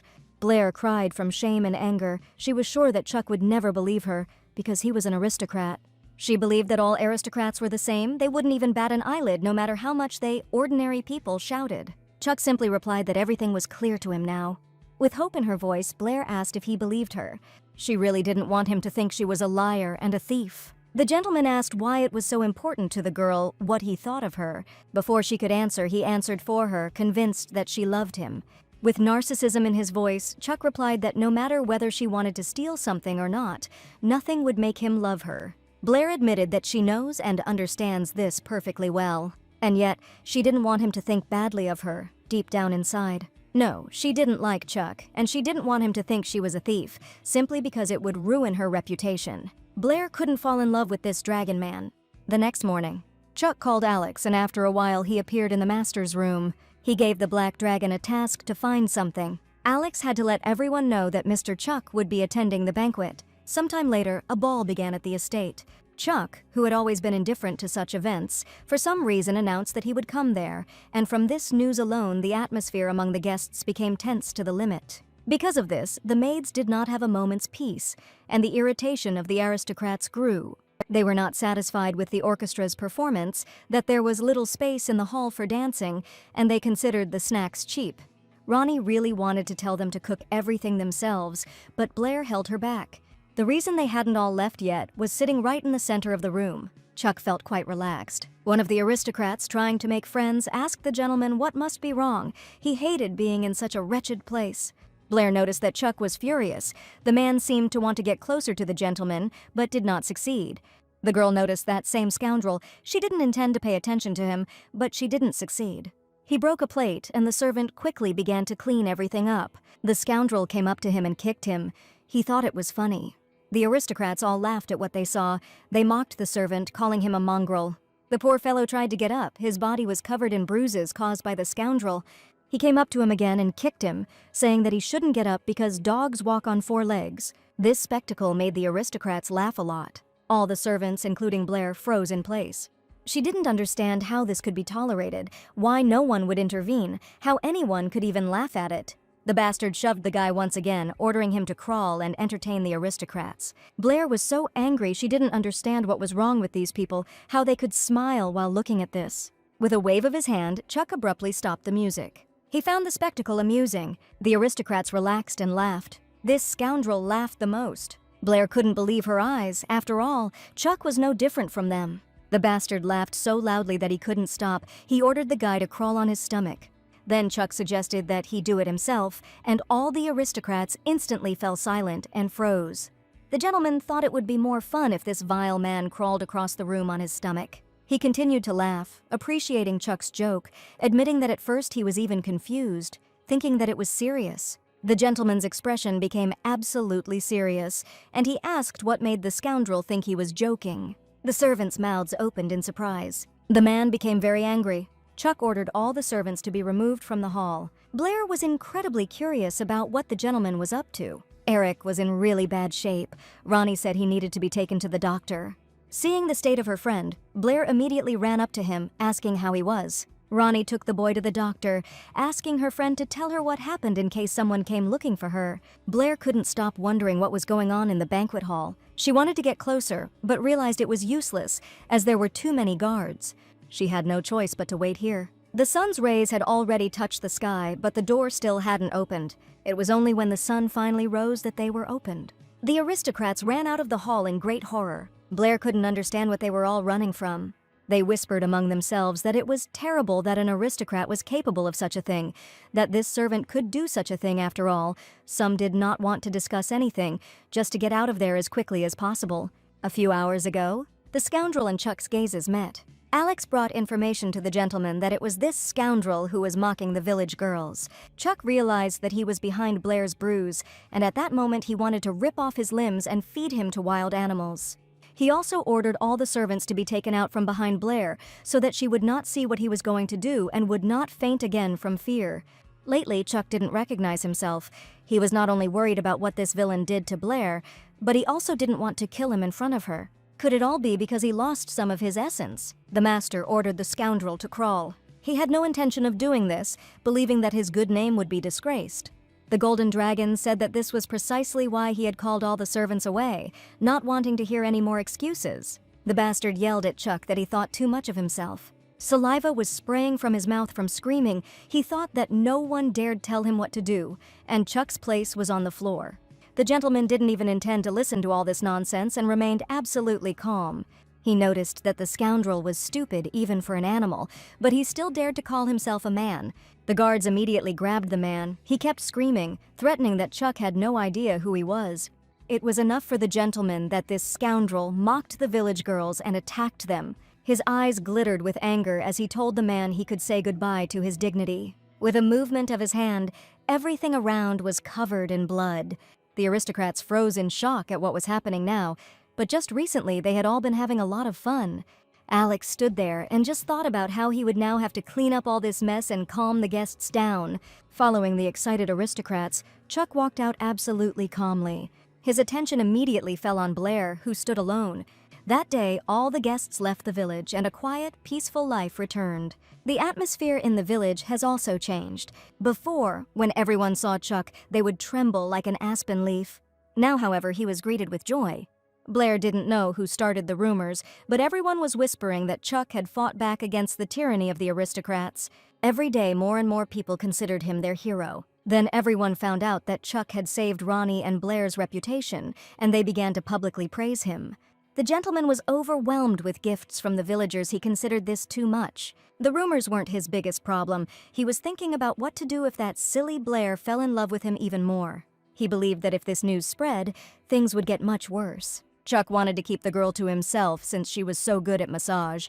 He assumed that if Blair felt sorry, things would not end well. Although it wasn't so bad, Chuck thought. He decided that until the girl stopped thinking about him, he would try to moderate her ardor. Blair walked into the gentleman's room. He told her with great force that she wasn't even trying to hide. The girl was scared. What was he talking about? Had her black hair really grown back already? Blair began to think that the golden dragon would kill her right now. After a few seconds, she was able to exhale. They were clearly not going to kill her now. Chuck said that he noticed that she loved him too much, asking where her self-control was. He chuckled and added that even he found it difficult to control such strong feelings. He asked Blair not to give in to her emotions. Smiling sweetly, she agreed with him. There was a silence, and Chuck was the first to break it, asking if that was all. The girl did not understand his question. He repeated it again. Blair forced back tears and apologized for the trouble her heart had caused the gentleman, saying that she expected nothing from him and would sort out her feelings herself. It seems her words sounded too much. Yes, she was right, because Chuck responded that it was too much. Blair tried to show submission, but it seemed that the master did not like it at all. She thought she understood everything. After being mistaken for a thief, the golden dragon no longer believes her. That night, Chuck couldn't sleep. The image of Blair popped into his head, crying, her heart broken into 1,000 pieces, promising not to disappoint the master if that was his wish. He began to blame himself for going overboard, for causing the girl emotional trauma, but she still gave him a massage and took care of his insomnia. Since he was to blame, Chuck decided to try to thank Blair properly tomorrow. Now he had to think of something to reward her with. The next day, when Chuck met Blair, he was in a great mood and told her that there was good news and bad news, asking which one he should start with. Yawning, she replied that she didn't care what news she started with. In that case, Chuck decided to start with a good one. The good news was that he had decided to go on a date with Blair. She gasped in surprise, wondering if this was good news. This was not at all the reaction the gentleman expected. She immediately began to justify herself by saying that she was simply very surprised, saying that she was incredibly happy as if it were her birthday. Chuck chuckled, calling the girl frivolous, but if she had acted differently, he might have suspected something. Now the gentleman moved on to the bad news. This scared the girl quite a bit. Since knowing Chuck, he was indifferent to almost everything. Was it really the end of the world? He said that he had some business to attend to and would have to leave. Looking at Blair, he asked if she was already dying of longing for him. It seemed he was right. The girl looked as if her whole world had collapsed. She thought that since he was leaving, he would no longer look for the girl from the north, and she was saved. Blair grabbed her mouth and closed it. Something bad almost happened. Just a little bit more, and she squealed with joy. For 10 years she had been shaking at the memory of Chuck, and he left her alive. The gentleman expected the girl to say something. She didn't know what to answer him. Thanking him for the gift of life would have been very strange. Blair asked when he was leaving. She really hoped she would never see him again. Chuck told the girl not to worry because they were going on a date first. Suddenly, some strange feeling came over her. She was incredibly happy, but now she seemed sad. The gentleman asked her not to make such a face. She wondered what was wrong with her face. Chuck said he would be back in a couple of weeks, so she shouldn't be upset. Blair stuttered a little as she asked if he would come back. At that moment, she wanted to fall through the ground when she realized that he was not leaving forever. Of course, everything couldn't be that simple. Chuck asked her not to cry like last time because she had to wait a little while. Blair promised to control her feelings, as the master had asked her to. He turned abruptly and left. The girl shouted after him whether he was returning to the estate or going somewhere. Oddly enough, Chuck didn't say a word on the way back. Blair felt very awkward. She thought she said something wrong. Her thoughts were interrupted by the maid, who had been trying to shout to the girl for an hour. She noticed that the girl was once again in the clouds. The girls patted him on the shoulder and said that they understood everything perfectly. After all, Blair was about to go on her first date. The girl said that the first dress she was offered was too straight in silhouette and the color was rather dull. She didn't like the dress, the style of which was currently in fashion, because the skirt was too short. Finally, the most suitable dress for a date with Chuck was found. After a few minutes of choosing, Blair realized the full catastrophe of the situation. She thanked the girls for their help in choosing and their concern, but decided that she would wear something from everyday life. The girls began to shout in one voice that they would never allow this to happen. They thought it was wrong to go on your first date in casual clothes, and besides, all of Blair's clothes were already pretty worn out. She admitted that she didn't really want to go on this date at first, but she was forced to. One of the girls was extremely surprised that someone was able to get Blair to go on a date. She didn't tell him who she was going on a date with. She just said that this guy was much more handsome than her and richer, and also dressed better, so there was no point in dressing up.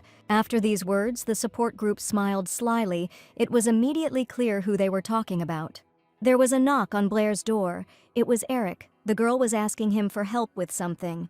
He was extremely surprised to see all the girls here at such an hour. For Blair, this was a perfect opportunity to throw her assistants out of the room.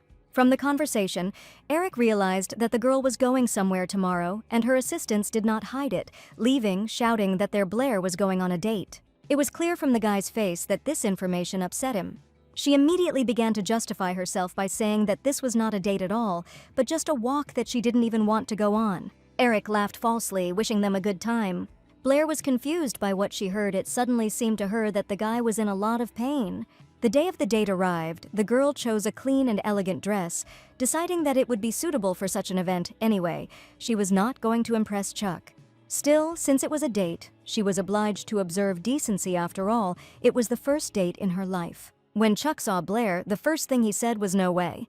She didn't understand what exactly he meant. The gentleman was outraged that the girl decided to go on a date with him in this dress, but she couldn't say that it was the best dress that the girls lent her. Chuck expected something like this, so he prepared everything in advance. He ordered the maid to take Blair away.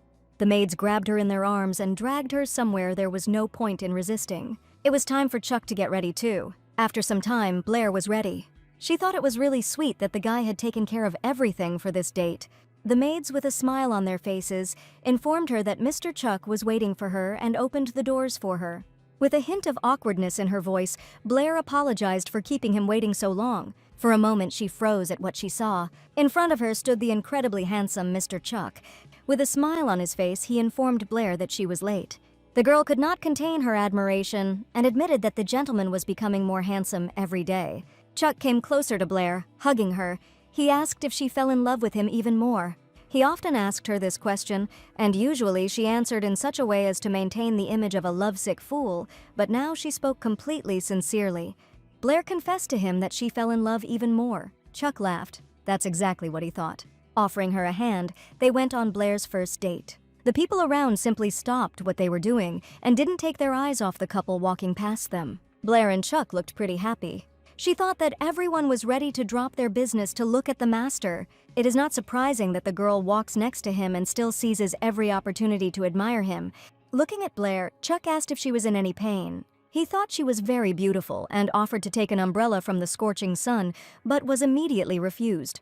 The girl admitted that she had never been on a date before, which is why she was nervous. Chuck understood her perfectly, since this was also his first experience. Blair easily believed his words, because the gentleman was not the kind of person who would waste his time on someone. She couldn't imagine him asking anyone out on a date if it weren't for the situation she found herself in. Blair was sure that a guy like Chuck would never even look at her.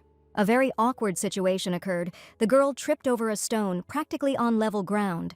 The gentleman grabbed her hand sharply so that she wouldn't fall.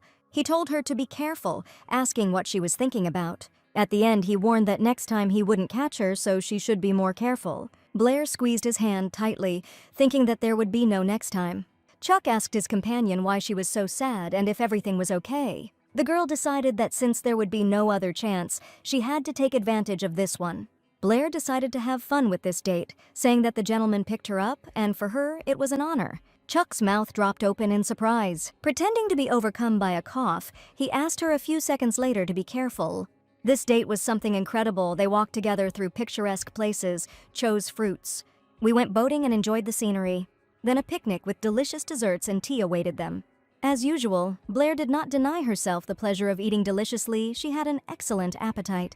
Chuck noticed that the girl looked very pleased. It was good that Alex brought this thing to the gentleman. The black dragon couldn't believe his ears. He asked the gentleman to repeat what he had just said. The golden dragon praised the boy, calling him a good fellow. In all the years of knowing Chuck, this was the first time Alex had heard gratitude and praise from him. From the moment the golden dragon was born, he spent almost all his time with the black dragon. However, he never praised his servant, not once in 600 years. Alex had done so much for Chuck all these years, but he only received praise now. Just because he brought his master the right book, which was called A Date That Will Make Her Crazy. Chuck spent days reading this book, gleaning useful information from it, such as the need to not only dress well, but also to be able to anticipate the desires of your partner. He was sure that he was definitely a master at this. The date was coming to an end, and Chuck invited Blair to enjoy some tea. At this tea party, the girl ate her fill. She thanked her companion for the perfect date, but Chuck replied with a grin that all dates with him were like that. It was obvious to him. Still, he admitted to Blair that he, too, enjoyed trying new things with the girl. The girl laughed out of embarrassment, which Chuck didn't quite understand. She explained that she was very happy that the gentleman was satisfied with his first date. Chuck laughed in response, admitting that he was happy too. The sun was already setting behind the horizon. The gentleman said that it was time to go. Blair once again complimented him, saying that he was simply magnificent today, expressing a desire to accompany him to the estate. Like a true gentleman, Chuck said that he would walk the girl home. Hearing this, Blair immediately began to justify herself by saying that he was not obliged to do this. Chuck believed that the perfect date should end appropriately. Looking at the girl, he said that who knows when such a chance will come again. Possibly never again. Chuck actually walked Blair home. The date ended, which for some reason made her feel sad. It was very strange, but the girl was afraid that they would never see each other again. Their separation hurt her. After seeing Blair off, Chuck wished her a good rest. She couldn't let him go just like that and rushed after him. Come to think of it, Blair wasn't herself right now. For 10 whole years, this guy had been intimidating her all these years. Right now, she wanted to be closer to him, as close as possible. Dissolve in it, enjoying every touch. This night was incredibly passionate. They kept kissing, feeling each other every second. Blair was tired, a feeling that didn't go away even in her sleep. Chuck noticed that she couldn't cope, but for some reason she kept trying again and again. She asked him not to be angry, calling his character bad. The guy knew that with his looks and skills, a bad character wouldn't hurt. Chuck asked her once again if she still loved him. At that moment, Blair realized the full scale of the disaster. She slept with Chuck. The girl jumped up and began to justify herself by saying that she had said all this in her sleep. She said that she dreamed that the gentleman was going to leave her, and she felt so sad that she got a little angry and therefore said all sorts of things. With burning eyes, the golden dragon asked again. It turns out that she was angry with him. Blair started screaming that when your heart is broken, you start to hate the whole world. She wanted to say that she was angry not at Chuck, but at her fate, being in such a state that she accidentally misspoke. Looking the girl in the eyes, the gentleman asked if she would be angry if he left. She didn't mean to be angry with him, but she expected it to hurt. Chuck just realized that he didn't really like hearing that about himself and his character. All Blair could think was that it was all true. He didn't like hearing that from this girl, so it was hard for him to leave her. She froze, not expecting to hear such words. How strange. Her heart began to beat faster. The ears turned red as if they were about to explode. Blair couldn't understand why her body and organism were reacting this way. It can't be that this narcissistic dragon just confessed his feelings to her. In the morning, Alex was grumbling because Chuck had spent the night at Blair's without warning him. The master turned away. The black dragon realized that something was wrong with him. Our world consists of a world ruled by angels. Dungeons where demons decide everything. The third world was called the middle world, the hell ruled by dragons. Chuck, as a member of the ruling family and the being who is destined to inherit the throne, had to think about an heir. Naturally, he was not at all interested in raising children, so he chose a different approach and found a suitable person to play the role of his puppet. Among the members of several families secretly serving the dragons, Alex chose the one who could play the role of a figurehead ruler. To avoid suspicion from the all-knowing aristocracy, a commoner was chosen as his wife, and a bride show was held for this purpose. The Black Dragon informed Chuck that all he had to do was come to the palace and approve the chosen candidate. The gentleman asked to plan everything so that he could return in a couple of weeks. Alex felt that a couple of weeks was too little time to be completely sure of the choice he had made. The Black Dragon was also outraged that Chuck was then going to return to the village again. The Black Dragon began to voice the reasons why it was not worth returning here, since soon all the residents who had left earlier would return to this estate, and besides, the northerner had not yet been caught. The gentleman just lay there, wrapped in a blanket, and did not answer. After some time, he replied that he had made a promise. Blair's promise that he would be back soon. Alex just froze in place. The Black Dragon was simply speechless. His master wanted to find a ruler in 2 weeks and refused to marry. He was even ready to postpone the coronation, and all for whom? All for this girl. It seemed like she really had taken a liking to him, Alex thought, even though Chuck himself wasn't ready to admit it yet. Looking at the state of the master, the Black Dragon suggested calling the green-haired girl, knowing that he would feel better if she was nearby. Chuck forbade calling Blair. Alex came to the conclusion that there was nothing to be done. During the rutting season, there must be someone next to the master who absorbed part of the essence, but they had not yet found this person. The Black Dragon was glad that Chuck liked at least this girl, even though the Golden Dragon didn't admit it. Noticing that the gentleman was getting worse, Alex said that he would bring Blair right away. The girl couldn't understand why everyone from the morning shift was suddenly released from work. She thought that Chuck had already left and hadn't even said goodbye. A second later, Blair realized that she was worried about this man. Was she crazy? On the contrary, she should have hoped that she would never see him again and that he would forget about his essence. Blair felt something similar during their date. It seemed like Chuck was getting attached to her, but either way, he promised to kill her. The guy, of course, had changed a lot since then, but the girl's fear still didn't go away. She remembered his words, how Chuck asked him to wait just a couple of weeks, and he would come back. Suddenly, the girl heard a scream. Someone was calling her very loudly. The maid ran so fast that she was out of breath. She ran to tell him that Master Alex was waiting for the girl at the estate. Blair realized that Chuck had not left yet, and this news made her very happy. How strange. The thought that she was about to see him made her feel warm. The girl wanted to clarify with the gentleman when exactly he would go to the capital. Blair began to reassure herself that she hadn't changed her attitude towards Chuck at all. She just needed to know when she would have a chance to escape. The girl was met at the entrance to the bedroom by Alex, who said that the gentleman was not feeling very well right now and she should lull him to sleep, as she usually does. Blair suggested that Chuck was not actually sick, but was simply faking it. When she saw him, she realized that he was not pretending at all. In this situation, the girl did not quite understand why they called her, and not the doctor. As soon as Alex left the room, Blair immediately rushed to Chuck. Taking her hand, with a terribly painful voice, he asked why she had come here. The girl smelled a familiar scent. It was so sweet and enticing that she wanted to snuggle closer. Chuck was feeling bad, and she was thinking about God knows what. Rising slightly from the bed, the gentleman said that he was fine and that Blair should leave immediately. She didn't know what to do in this situation, whether she should obey or not. However, her body moved on its own, taking Chuck by the hand. The girl said that she would now give him a massage. She hoped that this would somehow ease his suffering. Grabbing Blair's hand, he took her chin, his lips practically next to hers, and asked if she knew what she was talking about. Of course she knew what he was talking about, even though she felt incredible disgust for herself, feeling attracted to a person who was feeling bad. Chuck seemed to feel better and pushed the girl onto the bed, ending up on top. His lips moved closer to hers, as if something passionate was about to happen between them. Carefully, Blair began to unbutton the guy's shirt. Their bodies seemed to merge into one from the wild passion that enveloped them. Chuck didn't understand that even though he should be drawn to a true partner, he was content with what he had now. Moreover, the fever, the dizziness, all of it went away when he was near Blair. Her presence calmed him so much. Now he wanted to be with her as long as possible. Blair asked Mr. Chuck to hug her even tighter. He fulfilled her request without hesitation, especially since he himself incredibly wanted it, to be as close to her as possible. Chuck didn't understand why hugging Blair could help him cope with all the symptoms of the disease. Was this really the thing?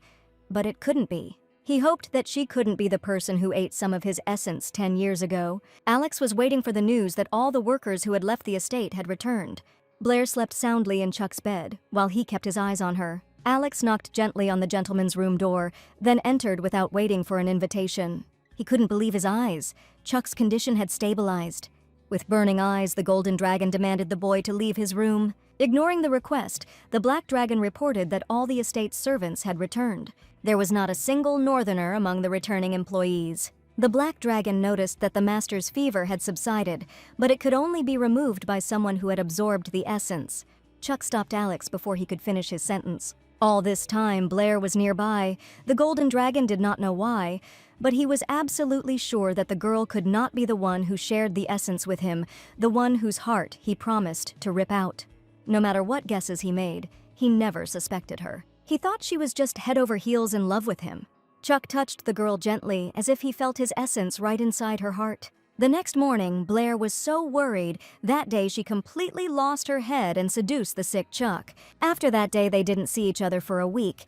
It was very unusual for her to sit without work and without him. The girl suggested that a completely different method of treatment helped the gentleman. Finally, a week later, the day came when Chuck called Blair to his place.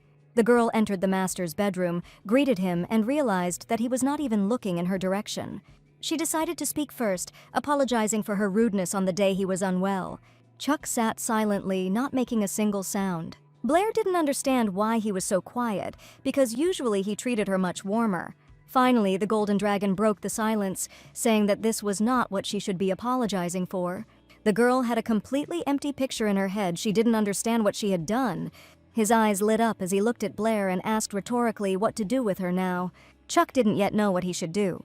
The girl began to ask for forgiveness again, thinking in her head that they had slept together more than once, and he should stop frowning and just accept her apology.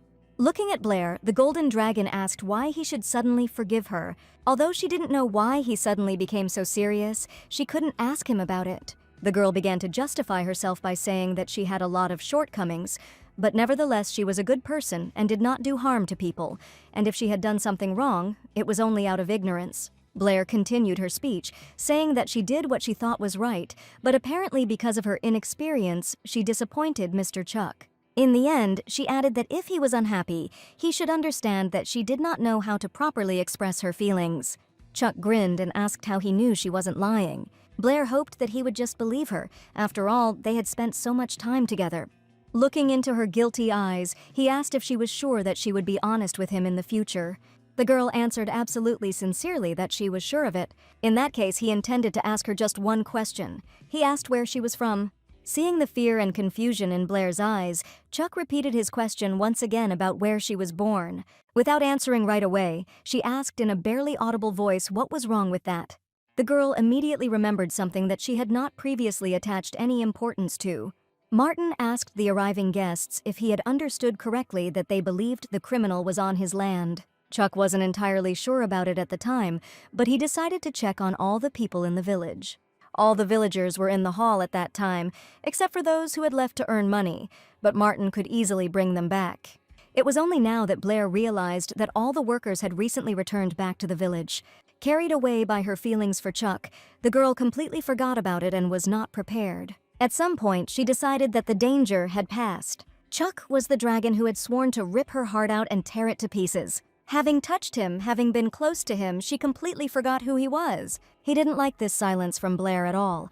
He demanded that she speak. First, she needed to calm down. If he knew for sure that she was from the north, he wouldn't have asked unnecessary questions. It turns out that Chuck doubts it. Otherwise, he would have finished off the girl long ago. Blair realized that she needed to act naturally. She began to apologize again for being confused, because even if she told the truth, the gentleman would hardly understand what kind of place this was, since it was very far away. That wasn't the answer he wanted. The girl named the first southern village that came to her mind. After listening to the girl, or rather a second of her answer, he asked if that was all she wanted to say, or if there was something else she was not telling him. There was nothing more Blair could tell him. She kept her eyes on Chuck, not understanding what he was thinking, whether everything had worked out. Then he decided to ask one more question. Does the girl really love him? Blair lied again to save her life by answering his question in the affirmative. Chuck wanted to make sure that the girl was as sincere now as she had been in answering the previous question. She lied again, saying that she was absolutely sincere. After these questions, Blair was free, but the problem came from where she least expected. She couldn't move. Without showing it, she asked if her master would punish her, since he had told her to be more modest and not to fall in love with him too much. Chuck thought that the girl already understood everything. Blair knew in her head that this was enough chatter and that she had better get out of the room. But the question itself jumped out of her mouth. She asked if she could put the gentleman to bed, like before. Deep down, she knew why she asked this. She thought this question would help ease her anxiety. As if after him, Chuck will start to treat Blair with warmth again and everything will be as before. This hope was glimmering inside her. Receiving no answer, Blair bowed and quietly said that if the gentleman needed anything, she was nearby. Before she could reach the door, Chuck grabbed her hand and kissed it passionately. A minute later, he looked into her eyes and asked if he had given her permission to leave. Blair didn't understand what just happened. Didn't he want to punish her?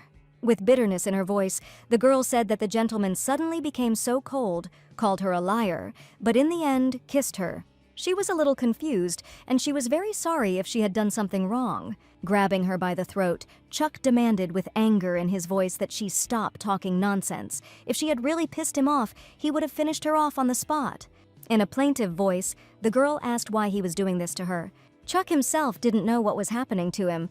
That day, the thought flashed through Blair's mind again that Chuck must never find out who she really was. Entering the room of the Golden Dragon, Alex again saw a familiar picture. He knew, of course, that the gentleman was in love with this girl, but he would never have believed that he would decide to save her life, renouncing his own essence. Well, as his assistant, Alex just had to deal with it. However, he decided that he could deal with Blair himself. The girl woke up again in a room that was very familiar to her. She saw Mr. Alex in front of her, not expecting it at all. She immediately began to justify herself by saying that Mr. Chuck could not fall asleep. She just wanted to wait until he fell asleep, but what happened, happened. After listening to Blair, the Black Dragon said that she could go. A second later, the girls were gone without a trace. As soon as she disappeared behind the door, Chuck woke up. He ordered his assistant never to dare enter his bedroom without permission again. Alex apologized for this action, but still decided to ask why the Golden Dragon decided to give up his essence. Chuck simply replied that it had to be that way. This answer greatly outraged the Black Dragon. He began to shout that he was ready to find him someone more suitable than that green-haired girl. He only had to order, and everything would be done. The Golden Dragon didn't need anyone else because he knew perfectly well that Blair was the only one who was right for him. There was no other medicine in this world that could help Chuck overcome his insomnia. Alex assumed that his master himself did not yet understand what he was feeling. He asked when he was going to look for the essence. Chuck intended to continue his search only after he had dealt with all the affairs in the palace. The coronation ceremony will also take place at that time. The Golden Dragon couldn't understand what was happening, why his heart was pounding so much. In the middle of the night, Chuck suddenly woke up and finally realized that it was a lie. He thought it was a dream, but his subconscious was talking to him. The most blatant lie was when Blair, in tears, admitted that she was in love with him. It seemed that he had gone completely crazy, and for some reason, his heart was hurting incredibly, as if he really wanted this green-haired girl to love him. Chuck tried to convince himself that he couldn't possibly want this, that he was probably just driven by the desire to put her in shackles. If she wants to run away, he will make her hold on to him as tightly as possible, and then he will rip out her heart and return his essence. Well, that's exactly why the Golden Dragon decided to meet Blair. He needed to hear her say that she loved him. Approaching the girl's house, he saw her talking to some guy, hiding in the bushes. Chuck decided to eavesdrop on their conversation. Blair tried to explain to Eric that she wasn't ready to date anyone yet, especially her friend, which is what she thought he was. The guy insisted that she think again. Eric promised not to bother her anymore if she still refused, confessing that he really loved her very much. At that moment, Chuck witnessed Blair confessing his love to someone, and it was not him at all. Anger was seething through every vein in his body. He wasn't going to let this go just like that. No matter what happened, even if the whole world went up in flames, Chuck wasn't going to let these two be together. Blair clearly didn't expect to see Mr. Chuck here and now. The gentleman approached the two, standing between them, and his appearance was clearly not the happiest. At that moment, he realized that he had become so angry that he had lost control of himself. Through gritted teeth, he asked Blair what she was doing here. It was a bit of an odd question since the girl lived here, and it was she who should have asked what Mr. Chuck was doing here. He felt incredibly lousy at heart. As if he was about to go crazy when he saw Eric confess his love to Blair, it was as if a demon had possessed him. Chuck always thought love was for the weak. A being as strong as he was absolutely uninterested in such nonsense. He seemed to have just felt hatred for love and disgust at this scene. At this point, Chuck realized that he had been silent for too long, and Blair was still waiting for an answer. He said the first thing that came to his mind, that the girl had asked him about the punishment and now he had come to carry it out. She couldn't believe that the gentleman had come to her in the middle of the night just to punish her. Eric decided to remind Chuck of his existence by greeting him and introducing himself. He asked with impudence if he had any business with Blair. Without answering the guy, the Golden Dragon abruptly pulled the girl towards him and asked if she had finished her conversation. Out of fear, she turned her gaze to Eric. Chuck didn't like it at all that Blair dared to look at someone else when he smiled at her. She felt that something bad might happen if she didn't say goodbye to Eric right away, which she did. The guy was about to leave when Chuck stopped him. He told him that he would punish Blair every night from now on, so he shouldn't come to her house at that time, making it clear to Eric that even if he came, he wouldn't be able to see the girl. Meanwhile, Blair's house, the girl tried to understand what was going on. She thought she was going to die of shame when Eric confessed his feelings to her, and then Chuck showed up. The gentleman asked if he understood correctly that the guy was Blair's friend. Before he could get an answer, Chuck said that Eric had spermatoxicosis in the last stage, warning the girl that first he would make her a child, and then make her work, and in addition, he would probably cheat on her. She immediately tried to explain that she had no intention of dating Eric, but had always perceived him only as a friend. Chuck asked doubtfully that even now she considered him as a friend after knowing about his feelings. Blair didn't know what to answer, since she had never been confessed his love before. She said that she loved the gentleman, but he interrupted her and asked her not to talk about it. Chuck asked the girl not to be friends or date Eric, as it would be pointless anyway. The Golden Dragon didn't care about others, but his humans shouldn't even have to deal with such pathetic people. Blair froze. The gentleman had just called her his man. Had she misheard him, and did he really think she was special?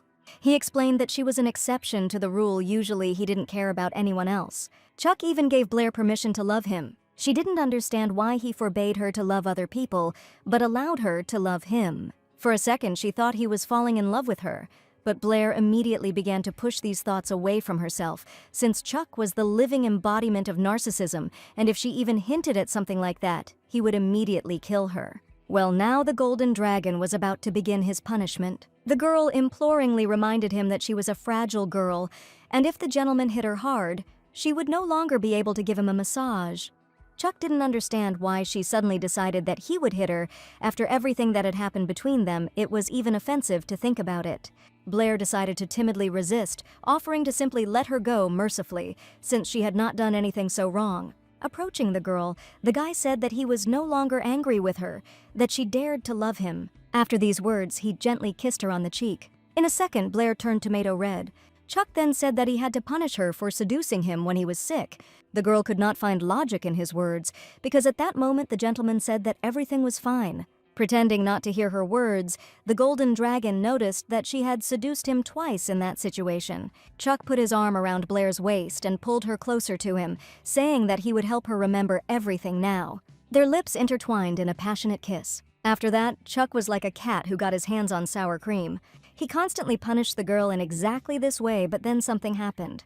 During one of the punishments, Blair stopped the gentleman abruptly. She noticed that someone was walking towards them. Martin burst into the room. He had some amazing gift for Mr. Chuck. With a flick of the fingers, the Golden Dragon knocked the man out. He didn't like the way he snuck up on him and Blair like a rat. The girl really hoped that he was just sleeping and not dead. Chuck whispered in Blair's ear that he would tell her a secret. The secret was that he actually had magic. The girl pretended to be surprised, although in fact, everyone had known about it for a long time. Chuck knew perfectly well that she had known about this for a long time. Blair didn't quite understand him, but the phrase made her a little suspicious. However, such little things tended to fade from memory over time. Soon the girl forgot about everything. It was the height of summer, but Blair noticed that the heat was already subsiding. From behind, she saw a guy who looked incredibly similar to Chuck. He was carrying a box of potatoes. For a moment, she thought that these were hallucinations, but no. Looking at the girl, the gentleman asked whether she was coming or not. The box of potatoes was hers. Blair didn't understand what this guy was doing, whether he had sunstroke or she was hallucinating. The strangeness of his behavior did not end there. Everyone was so busy harvesting that they didn't even have time to have lunch, so the girl decided to take them some food. Eric snuck up behind Blair. He took the basket of food, thereby hugging her a little. The guy wanted to help carry the food. Usually she was happy to see Eric, but this time she began to make excuses, repeating that she could handle it herself. The girl behaved this way after her friend confessed his feelings. Out of nowhere, Chuck appeared and snatched the basket of food, saying he would carry it himself. Eric and Blair froze in confusion. Noticing the looks of these two, the gentleman said in his defense that he had long wanted to bring someone some food. Chuck looked at the girl and told her to show him the way. Blair immediately began to repeat that she would get there much faster herself. The gentleman did not understand whether the girl was really stupid or just pretending. After all, if he brings the basket himself, then everyone will decide that he can be given small errands. If Blair is around, his reputation will not suffer. The girl realized that it was useless to argue and began to show the way. Eric followed the couple. Turning around, Chuck demanded that the guy leave here, but Eric also needed to go there. The gentleman had no intention of going with him, advising the boy that it would be better for him to take a different route. Blair still couldn't figure out what was wrong with Chuck. Maybe he got sunstroke. Since that evening, he treated Eric very strangely. The most stupid thought came into the girl's head that the gentleman might like her friend, which is why he behaves this way. Just when Eric decided to help Blair, Chuck appeared out of nowhere. He snatched the basket from her hands and chased the guy away. In the girl's mind, it looked like the gentleman didn't want Eric to do this terrible job, so he decided to do it for him. Didn't he want to see the guy suffer? The last time Blair and Chuck were sorting through gifts from the nobility, the gentleman told her to take a bunch of men's things for herself. She had no need for them. It turns out that the Golden Dragon wanted the girl to give them to Eric as a gift, which he himself could not give for a number of reasons. This couldn't be happening. Blair was drowning in delusional illusions. When she imagined Chuck and Eric together, her heart hurt so much. She was probably just shocked that the Golden Dragon could love someone. Noticing that the girl was lagging behind a little, Chuck called her to make sure she was doing everything right. It was also strange because she spent much more time with the gentleman than Eric did. It would have been more logical if he had fallen in love with her. She thought that she had overdone it with the game of love and had become boring to him. Blair didn't understand anything at all. Late evening of the same day, before going to bed, Chuck decided to read a book. But when he noticed Blair staring at him, he asked why she was looking like that. That was a good question. Last time, the gentleman declared that love was complete nonsense, and he used it to get close to his lover. Blair said she thought about what Chuck had said recently. He didn't understand what exactly she was talking about. Her thoughts were that love is a meaningless and useless feeling, which means that the love of the Golden Dragon is also useless. Chuck said he doesn't love anyone. The girl knew he was lying. His behavior indicated the exact opposite. She asked the gentleman to tell her the truth, since she believed that she already understood everything herself. Chuck was a little scared by this statement, but pretended not to understand what she was talking about. Blair decided to ask directly if she understood correctly that the gentleman had fallen in love with Eric. Chuck couldn't even think of such nonsense. He was even offended by such an accusation to some extent. Blair started shouting. She didn't like it when the truth was so brazenly denied. She wasn't such a fool as not to notice how the gentleman's attitude had changed, although she didn't leave his side for a single step. In this situation, the girl made a complete fool of herself. Sometimes Chuck wanted to understand what was going on in her head, and he had this desire quite often. He didn't deny it. He just said that even if it was true, what difference did it make to Blair? With a grin, he asked if she, by any chance, wanted to take possession of not only his body but also his soul. When he spoke in such a cute voice, she wanted to strangle him. Pulling the girl towards him, Chuck asked her to stop talking about this Erica and rather talk about him. She didn't want to hear any more nonsense like that from Blair. Since the girl knows him so well, then she should see that he is not lying. Blair finally had one sensible thought in Chuck's opinion. She said that Eric is completely unsuitable for a relationship. Everyone likes him and someone is always pestering him. She decided to ask again to make sure that the gentleman didn't like her friend at all. The Golden Dragon believed that if a girl loved him, she should trust him. Looking at her intently, he asked if he doubted it so much, it could be that she didn't like him after all. Blair immediately replied that she was crazy about Mr. Chuck. He was very sorry that he could not rip out her heart and test her words. Blair began to justify herself by saying that she had a weak heart since childhood, and this was true. Even if Chuck rips it out, it still won't do him any good. When the girl behaved like this, the Golden Dragon wanted to break something. Soon, everyone in the village learned that Chuck would soon be leaving, and everyone who wanted to try their luck in his favor once again came to the village. And oddly enough, an interesting incident did occur in the village. One of the guests brought truth serum for the gentleman. This serum was very rare. If a person drinks it, he will only tell the truth. Chuck insulted the guest by saying that this thing would be useful to such blockheads as him. The man continued to advertise this potion, and in order not to listen to empty chatter, the gentleman decided to test it in action. The smell wasn't very good, but the man assured that it was tasty. He called Ronnie to check it on her. The girl was against it. She almost threw up just from the smell. Ronnie's hand jerked after Martin grabbed it to force the potion into her mouth, and it slipped out. The serum was heading straight for Chuck. Blair couldn't let the master drink that serum, otherwise everyone would know he was a dragon. The girl grabbed the serum, but missed a little, and it spilled right onto her hair. Martin couldn't help but laugh wildly. Blair's hair returned to its original color. The girl was very scared because of what she had done. She was sure that now it was all over. Chuck would recognize her and accuse her of betrayal, and that would be the end of her short life. She already imagined him ripping out her heart after long hours of torture. Gently taking Blair's face in his hands, Chuck asked if she was okay. With a trembling voice, the girl asked the gentleman if he could see her hair. It was unclear what she had hoped for by asking such a question. It was a very stupid question, but even now she hoped that Chuck would be a stupid dragon and wouldn't be able to put two and two together. Naturally, he noticed that her hair had turned black. He was not blind after all. The color he was looking for. Blair felt like her world had already been destroyed, but now it seemed to crumble to dust. Chuck suddenly grabbed the girl by the hand and led her somewhere. Pressing her against the wall, his eyes shining, he said that he knew black would suit her very well. Blair decided to play dumb and say that she was very glad that the gentleman liked brunettes.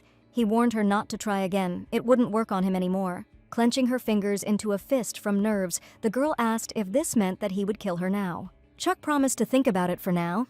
He didn't know what to do with Blair, but there was no malice in his voice, and this made her heart burn with hope that the master would listen to her. Stuttering a little, the girl whispered barely audibly that she wanted to live. Looking at him pleadingly, Blair asked Mr. Chuck if he could just forget about his essence and let her go. She understood that this substance was very valuable to him, but she tried to make him feel guilty by promising that from now on, she would keep a low profile. Looking at Blair, Chuck asked if she was really suggesting that he just leave. He couldn't believe that the girl could just continue living without him like that. She froze in surprise when she heard such a question. Grabbing her hand, Chuck demanded an immediate answer, because if he let her go, they would never meet again. Didn't she care? He was sure that Blair loved him. The girl answered as is, that she just wants to survive. Finally, the Golden Dragon understood how hard it had been for her to pretend to be in love with him all this time. In her defense, Blair repeated that the gentleman wanted to kill her and she had no other choice. Grabbing her by the face, he kissed the girl. Chuck asked her with a smirk if she found it disgusting. He found it amazing that she continued to play the role even when she went to bed with a man she didn't love. Blair replied that it was not like that at all. Given all the truth that the gentleman had learned, he was no longer going to believe her. He didn't know what to do, but he wasn't going to leave just like that. Blair had been satisfying his hunger all this time, so he decided to let her live another day. Chuck was so angry that his suspicions were confirmed, but he really didn't understand why the girl had revealed herself if she wanted to live like that. She began to think that she had indeed made a mistake and should have left everything as it was, since she understood what the consequences would be. The Golden Dragon was upset. He really thought Blair liked him. Chuck kept his word. He listened to the girl and let her go. True, he could easily change his mind and rip out her heart tomorrow or tonight. Blair decided that she needed to run, but she didn't know how to do it, because if she ran alone, she would quickly be caught. She gave up thinking that maybe someone would want to run away with her or at least just cover for her. The girl heard someone sneaking into her house. She opened the door with a scream, asking who was there. It was her friend Ronnie. The girl came to say that she was going to the capital to take part in the prince's bride viewing. Blair remembered her friend saying something like that, but she thought she was joking, but it turns out she wasn't. Ronnie dreamed of marrying a prince and gaining fame and fortune. She imagined how she would live the high life and enjoy every minute and exquisite dishes. Ronnie dreamed of completely forgetting about the exhausting work in potato soup. Plus, for people like Blair and her friend, the viewing was a chance to gawk at aristocrats and eat their fill. All participants will be able to spend the night in the palace and try delicious treats. Ronnie was a little scared today because of the truth serum, because if Martin made her drink it, everyone would find out that she wanted to go to the prince's viewing. So she decided to leave before they decided to try something else on them. Blair was very interested in the information that the participants would be allowed to live in the palace. She was very happy that she had such a chance, and she decided that she would go with Ronnie. This way, she'll at least get away from Chuck for a little while. The girls left late at night, but were spotted. The guy asked them where they were going at such a late hour and what kind of carriage it was. They came up with an excuse on the fly that they were loaded with additional work and they were doing it. So Ronnie and Blair left the village and went to the Imperial Palace. It seemed as if only a happy future lay ahead of them. Chuck was incredibly angry when he learned that the girl had run away from him. The girls couldn't believe their luck. They were in the capital. This was the first time they were in such a huge city in their village, they could not even imagine that they would ever see such a huge tower. Ronnie was also surprised by the huge number of street stalls, since they only had a couple of such things in their village. All the passers-by looked incredibly stylish, dressed like Mr. Chuck. Ronnie was almost hit by a carriage that was moving very fast. In the capital, you only had to be distracted and you could get into trouble at that very moment. Blair just realized that everyone was in a hurry. Her friend was sure that everyone around was rushing to the palace for the viewing. Blair couldn't believe that this whole crowd was so interested in choosing a bride for the prince. She thought that all these people were from noble families and they might simply not be allowed into the palace. Ronnie's gaze fell on the commoners. She was sure that they had nothing to worry about. The problem was that the outfits on the others were much better than those on the girls. With a smile on her face, Ronnie asked her friend if she knew that beggars also had their own ranks. The poor in the capital get scraps from the king's table, but the villagers only get corn. Blair was upset that they were on the bottom rung, but Ronnie didn't feel that way. They were now in the capital, and the village was a thing of the past. The girl convinced her friend that they were not beggars, but simply in a difficult situation. Blair caught smirks from the aristocrats. The only thing she could do was put on her cleanest dress. There was no talk of new clothes. Ronnie whispered in her friend's ear that it was all starting. All the participants who arrived for the viewing were welcomed at the palace. First, they had to go to the palace on their left to enter their names on the lists. After this, the servants had to settle everyone into rooms so that the girls could rest peacefully after the journey. It was temporarily forbidden to have personal servants. After passing the first test, it was allowed to bring one person from among them. The aristocrats were very unhappy with these rules, as they were used to servants doing all the work for them. But there was no way out. The first test was to take place tomorrow. Ronnie was eager to see her chambers. She imagined that they would be decorated with gold or diamonds, but Blair did not entertain any hopes. The purpose of her visit was completely different. Once in the chambers, Ronnie's mouth fell open at what she saw. The room was incredibly spacious. You could just run around it. The tables were laden with delicious food. For the first time, the girl experienced a life of luxury. Blair was surprised that such luxurious rooms were allocated for the participants. She even thought that it was not in vain that she ran away here. Looking at her friend, Ronnie asked what she had run away from. Blair immediately began to justify herself, saying that she meant to escape from her old life. Even though they were friends, she couldn't tell her the whole truth. Blair was sure that Chuck would never guess that she had left for the capital. While she was here, she needed to find a way out of this situation. A maid entered the girls' quarters and greeted Mistress Ronnie and Mistress Blair. She gave them a letter that contained information about their first test. After wishing them good night, the maid said that if they needed anything, they could call her at any time of the day or night. Opening the envelope, Ronnie's eyes widened from what she read. She was so amazed that the paper on which the letter was written was of the highest quality. The girls faced a problem none of them could read, so they had no idea what was written in the letter. The next morning, the maid came to find out if the girls were ready, so that she could then take them to the hall where the first test would take place. Blair was worried that they never got to read the letter. In the end, she hoped that they wouldn't get kicked out because of this. When the girls asked the maid for help, she refused them, as they were forbidden to interfere with the course of the tests. All that was left was to hope that everything would go well. There was an incredible amount of desserts in the room, but Blair was even having trouble breathing from excitement, which cannot be said about Ronnie.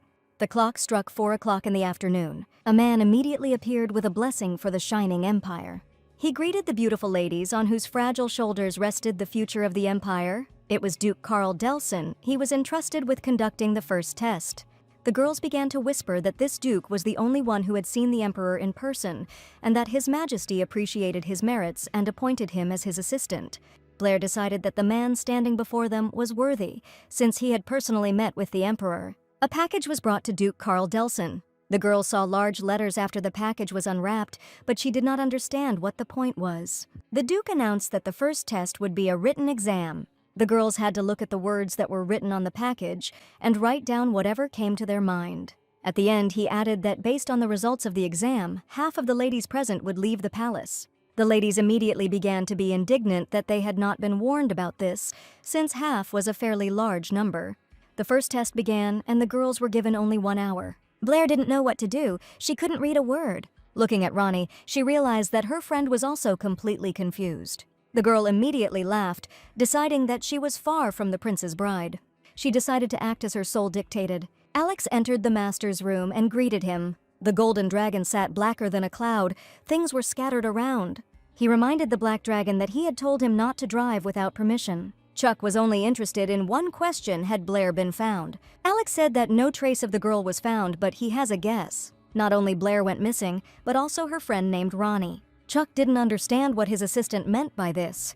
Ronnie has been talking to several maids lately about her dream of becoming the crown prince's bride. This information has already interested the gentleman. The Black Dragon decided that the girls would go to the capital together for the bride show, and by taking part in it, they would receive shelter and food for the first time. Hearing this, Chuck couldn't help but laugh wildly. He was very amused that Blair ran away with her tail between her legs, and where? To the palace. Now he was looking forward to their meeting. The Black Dragon was frightened by the master's behavior. On the other hand, he understood him, because no one could even imagine that Blair would slip away like that. Alex thought Chuck was worried that his essence had slipped through his fingers again. Moreover, the gentleman has not been able to close his eyes since then. For several nights in a row, Chuck had been suffering for Blair because she dared to break his heart and run away. If the Golden Dragon does not find the girl, he will turn the entire middle world into mountains of ash.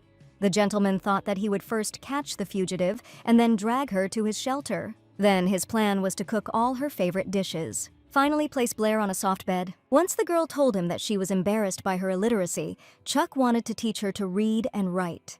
He thought that if he left Blair alone, she would leave him again, so he needed to always be there for her. The Golden Dragon decided for himself that this time he would not let the girl leave him. A luxurious carriage drove up to the palace.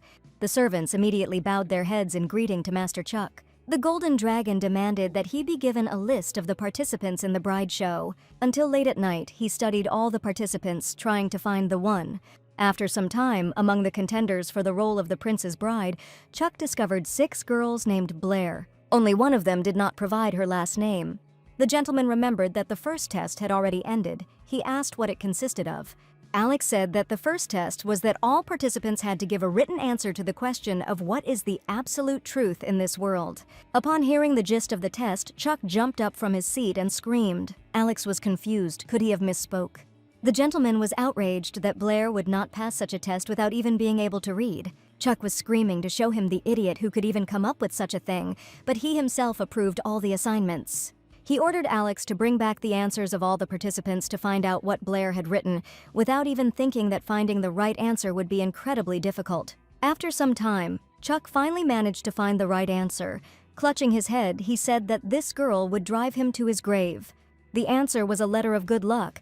Supposedly it needed to be given to 7 people for eternal happiness and lots of money. It looks like it was a failure. At dawn, Alex entered the master's room and realized that he had not even gone to bed. Chuck peered out of Blair's window and finally the girl was discovered. Among the crowd of strangers, he saw the one he was going crazy about. The Black Dragon reminded the master that he wanted to catch this girl before she escaped again. Chuck didn't know what to do if the girl disappeared again, or if fear made her reject him. Alex was simply speechless. The fierce dragon was nervous like a teenager in love because of some simpleton. The black dragon insisted that she could not be allowed to leave, waiting for an order from the master, but there was none. Finally, Chuck decided to catch Blair himself. The girls looked at the lists of those who had passed the second stage of the fight for the prince's heart. Some were happy, while others, on the contrary, were furious. Blair stood there with a smile on her face, assuming she had failed the test, but that wouldn't be surprising since she had written some nonsense.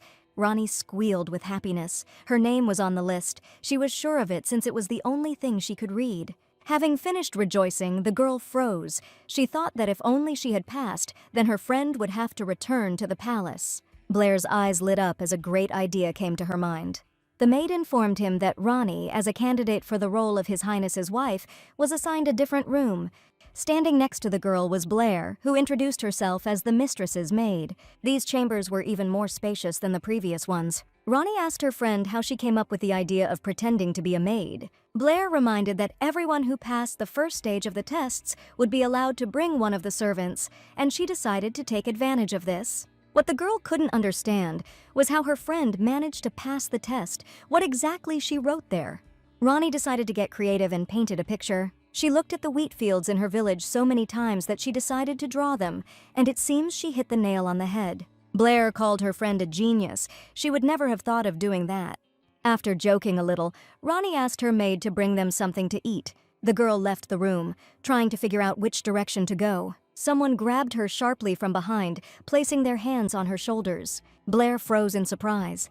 With a smirk on his face, Chuck asked if she didn't greet him, or was she that afraid? Finding the girl trembling, he said that she should not have run away from him. The gentleman asked why she did this, but for Blair it was a stupid question, since it was too obvious that she wanted to live. She answered as it was, that she was afraid that Mr. Chuck would kill her. He reminded that for some reason she was still alive. Blair replied that she was only alive because she managed to escape. Chuck didn't understand why she was saying that he would definitely kill her. Couldn't there be another way out? Hearing these words, hope appeared in the girl's eyes. She asked in a barely audible voice if the master would really let her go. The answer was obvious. Chuck wasn't going to let her go. This made Blair angry. This man was playing with her life like a cat with a mouse. He believed that he would calm her down by giving her hope for life. The girl started screaming that if Chuck couldn't promise to save her life, then what hope could there be? Grabbing her hand, he asked her again why she ran away, because she couldn't even imagine what it was like for him. At that moment, Blair felt like he was going to hit her. She held her arms out in front of her, protecting herself from the coming blow. Chuck noticed how scared she was. The girl repeated that she had told him more than once that she was afraid of him. Pressing her against the wall, he asked if that was all she felt for him, just fear. They hadn't seen each other for a whole week, and Blair kept talking about nothing but fear and her life. Chuck wanted honesty from her, not to hear more about a love that didn't exist. All that time they spent together, did she not truly love him for a second? These weren't the questions Blair expected as she mentally said goodbye to her life. She had always been convinced that Chuck didn't care what others felt about him. Did her false confession hurt his pride? Now that he knew the whole truth, Blair had no need to pretend anymore. Because no matter what she said, the dragon would still kill her. The girl admitted that she never loved him, because it is impossible to love a man who promised to rip out her heart. The girls sat and ate their dinner in silence without saying a word. Ronnie noticed that her friend was hardly eating anything and asked if she was feeling well. Blair was still thinking about what had happened, but she couldn't tell her friend about it. She didn't know if it was luck, but she had gotten away from Chuck unharmed today. However, she kept wondering why he had that expression on his face. The guy seemed to be barely holding back tears at that moment. Blair realized that all her guesses were complete nonsense, because Chuck couldn't even cry. It was simply unthinkable. The whole situation made the girl feel terrible pain. Was she really that sorry to upset Chuck? Ronnie noticed that her friend had turned very red. Assuming that she had a fever, she wanted to call a doctor. The girl dissuaded her friend from this idea, asking her to tell her what she learned about the second test. The next test was a competition in military art, which was to take place in 10 days. Blair knew that Ronnie had never held a sword in her life, but Ronnie was confident in herself, as she could take down anyone with her bare hands. Moreover, several training sessions had to take place before the start of the competition, so the girl was more confident than ever. After a while, things got bad. Ronnie was completely out of order. Blair assumed that this would happen, but she didn't think that her friend would be so exhausted after a few days of training.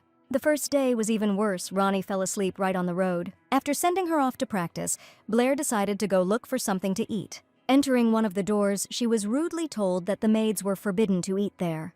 She remembered that she was now a maid. Blair wondered if she could ask for lunch to be brought to her room. Although, it will be strange if she is the only one who starts eating.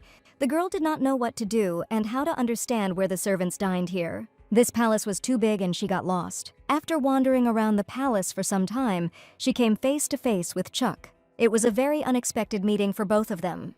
The gentleman asked what she was doing there anyway, thus forestalling her question. Blair wanted to grab her head and scream. How could she run into this man again? She needed help, but certainly not from him. Chuck realized that the girl would not say a word, so he called her to follow him. A few hours ago, the Golden Dragon blamed himself for getting too angry very much. That day, hearing these words, he swore not to kill Blair just like that. Not only did she deceive him, but she also decided to tell him to his face that she never loved him. He should have dealt with her that very moment. However, next to this girl, Chuck felt so light and carefree. He didn't understand why he was in so much pain. Alex noticed that his master had not eaten anything for several days. At that moment, he noticed a small tear in the corner of his eye. The Black Dragon couldn't believe that Chuck was crying. This couldn't be. Alex had been with the master since his birth, but had never seen him in tears. The reason why he had reached this state was very clear. Chuck was incredibly hurt by the fact that Blair said she loved him, even shared a bed with him, and in the end, took advantage of him. He promised himself that he would make the girl regret it. It looked like things were taking a turn for the worse. Alex understood that the gentleman was having a hard time, but he tried to convince him that this was not a reason to skip meals. He promised to organize lunch for him right in the room if he went out for a walk. In front of Blair was a huge table with an incredible amount of food. She couldn't believe that she could actually sit down and eat. Chuck rudely replied that if she wanted to starve, then she should continue to starve. No way, the girl clearly wasn't going to give up all of this. It was the first time she had seen such dishes, and she decided that she needed to try everything quickly before Chuck changed his mind. Blair began to devour the food at the speed of light. After taking a bite, she bit her lip, causing her to scream. Chuck immediately jumped up, calling her a fool who was in no clear hurry to get to where she was going.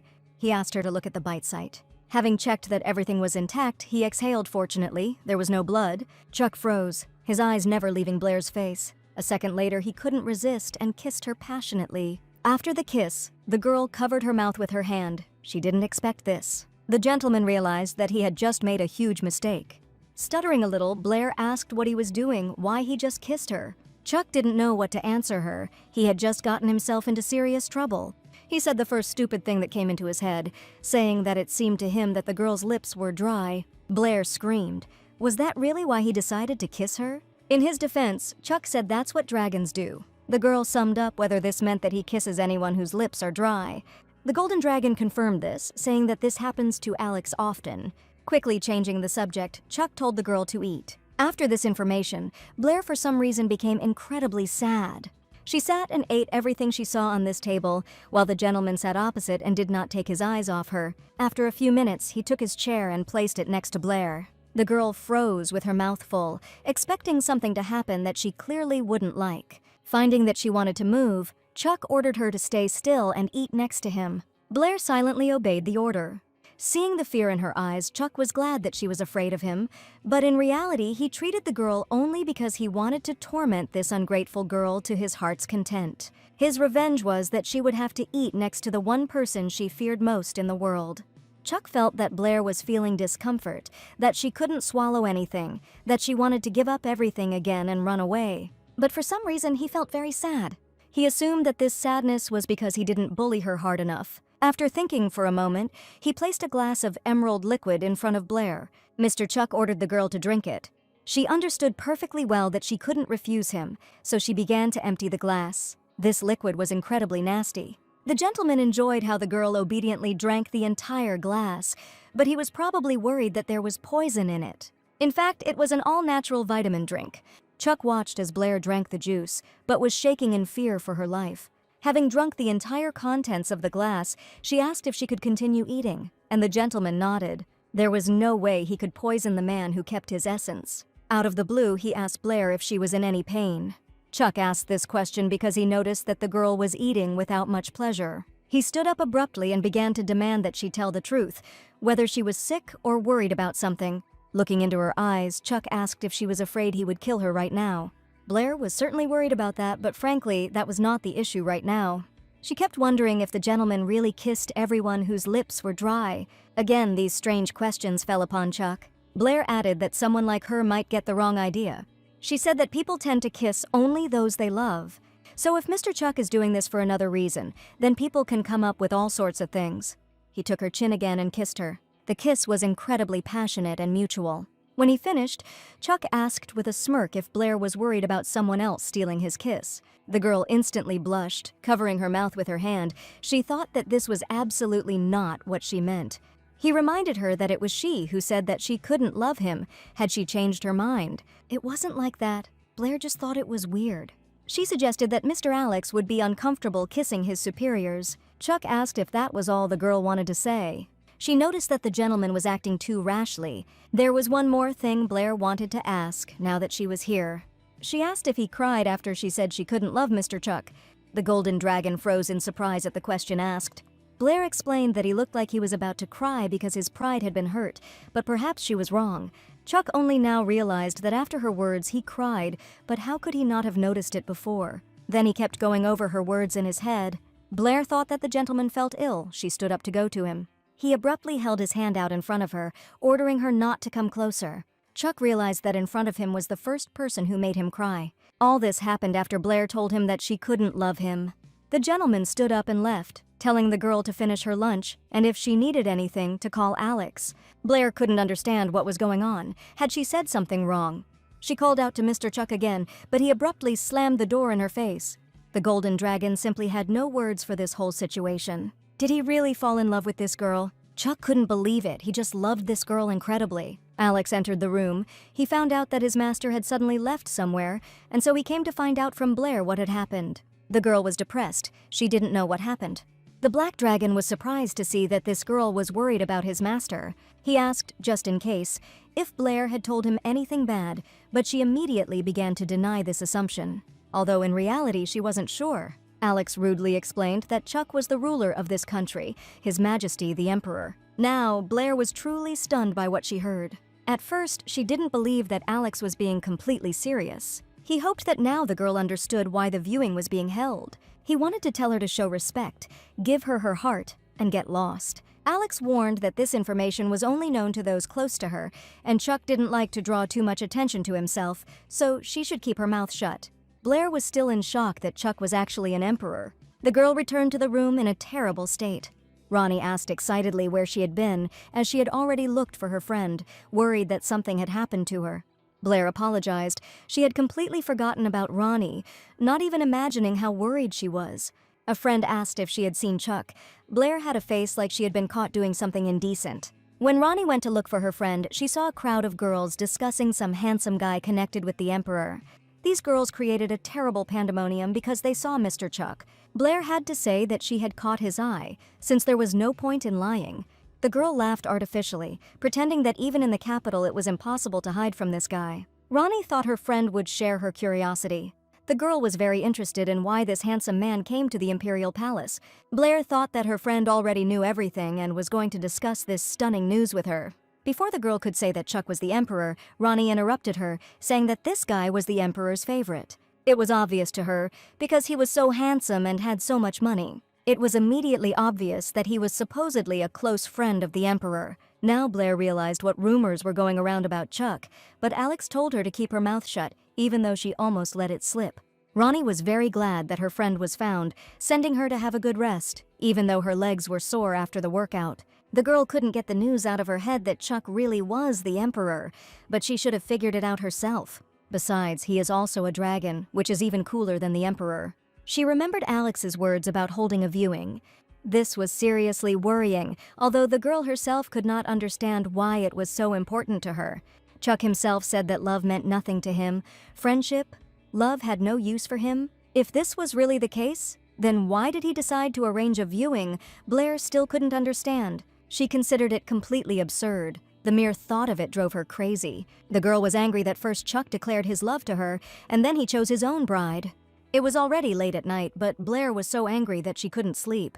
Ronnie had a test tomorrow and she didn't want to wake her up, so she got up to take a walk alone. She decided to take a walk through the corridors of the castle, knowing full well that if she walked here all night, she would get into trouble. Out of the corner of her eye, Blair saw a figure next to her. The girl was so scared that she almost dropped the candle and started a fire. The cause of her fright was Mr. Chuck. With a trembling voice, the girl asked what he was doing here. His eyes were very sad. In a quiet tone, he said that he could not sleep without Blair. The girl was very embarrassed by what she heard.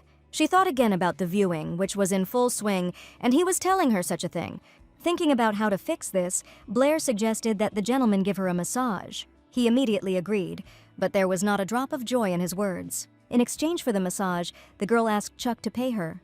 The guy asked how much money exactly she wanted, but it wasn't about money. It was about her life. Blair wanted 10 years of life for each session. The condition was that she would give him a massage and he would not kill her for the next 10 years. In the girl's head, it seemed like a good idea. But what if Chuck decides that this is too much? He should have asked for at least 2 years, Blair thought. After listening to her, the Golden Dragon asked if she knew why people were so keen on dragon essence. The girl's eyes sparkled. It seemed she guessed why the hunt was so zealous. Chuck explained that by obtaining the dragon's essence, you also gain its longevity. Gently stroking her cheek, he asked if she now understood that she would live no less than him. Blair couldn't believe her ears that she would live as long as the dragons. She decided to say that she didn't quite understand what they were talking about, so Chuck decided to explain it more clearly. The life of a dragon as strong as him is practically endless. Many live so long that they eventually commit suicide. Blair's hands shook as she talked about suicide. She immediately thought that sooner or later Chuck would also kill himself, but the gentleman immediately interrupted her, since this was irrelevant to the matter. Still, suicide was too radical a method, but since he gave such an example, it means he thought about it himself, and the girl dreamed of at least living one more day. In that case, she asked for 100 years, but Chuck realized that she still wouldn't get it. However, he did not explain anything again, saying that it was better than 10 years. Extending his hand to her, he called her into his room. After changing into his sleepwear, Chuck lay down on his bed, waiting for his massage, which he loved so much. Blair felt rather strange. She found it very suspicious that he had immediately agreed not to try to kill her for a whole 100 years, and the girl began to suspect that the gentleman might change his mind. What was also strange to her was that he asked her to give him a massage, although he himself had recently ordered her not to touch him anymore. Chuck held the girl's hand tenderly, his eyes looking into the abyss. Blair asked him if he really didn't want to sleep. He replied that he couldn't sleep while she was around. Now the girl did not understand anything at all, because just a few minutes ago he told her that he could not fall asleep without her. She decided it was time to stop talking and give the gentleman a light massage. Reaching out his hand towards his body, Chuck immediately jumped up and shouted for her not to touch him. Blair froze in bewilderment. He asked her to just stay with him and tell him something. For a few seconds, the girl thought about what she could tell the gentleman. Finally, the thought came to her mind. Blair began by saying that she doesn't know how Chuck sees this world, but when she, having a short life, looks at the world, she wants to live in it much longer. Even a simple person like her prefers life to death. Chuck didn't understand why she suddenly started talking about this. Blair thought that he was handsome, rich, had magic. His life could become truly exciting. The gentleman jumped up, asking the girl to stop. It seemed she had misunderstood him again, deciding that if he mentioned suicide, he wanted to die. Blair fell silent abruptly, not knowing what to say because she really thought that. Chuck just grabbed his head with his hand as if he was going crazy. Even now, talking about such topics, the girl seemed so sweet to him. Her big blue eyes stared at him, and her black hair was so beautiful. Blair asked again if she thought Chuck had just called her cute. He didn't think he said it out loud. She immediately asked if the gentleman really liked her, because you don't just say something like that, and his face turned red. He, of course, promised not to kill her, but that doesn't mean that he fell in love. Pretending not to hear Blair's question, Chuck asked her to move away, but the girl was not going to do so. He warned that if she came even 1 centimeter closer, he would not be able to restrain himself. Her eyes sparkled. It seemed like this guy was really crazy about her. Chuck explained that dragons always become attached to their essence. Blair wasn't quite sure what he meant right now. The gentleman said that since she had absorbed part of his essence, he involuntarily became aroused at the sight of the girl. After his words, Chuck thought that she would probably feel uncomfortable that she was turning him on. Blair realized that this guy was attracted to the essence inside her. not to herself. She was very upset that he didn't care about her specifically.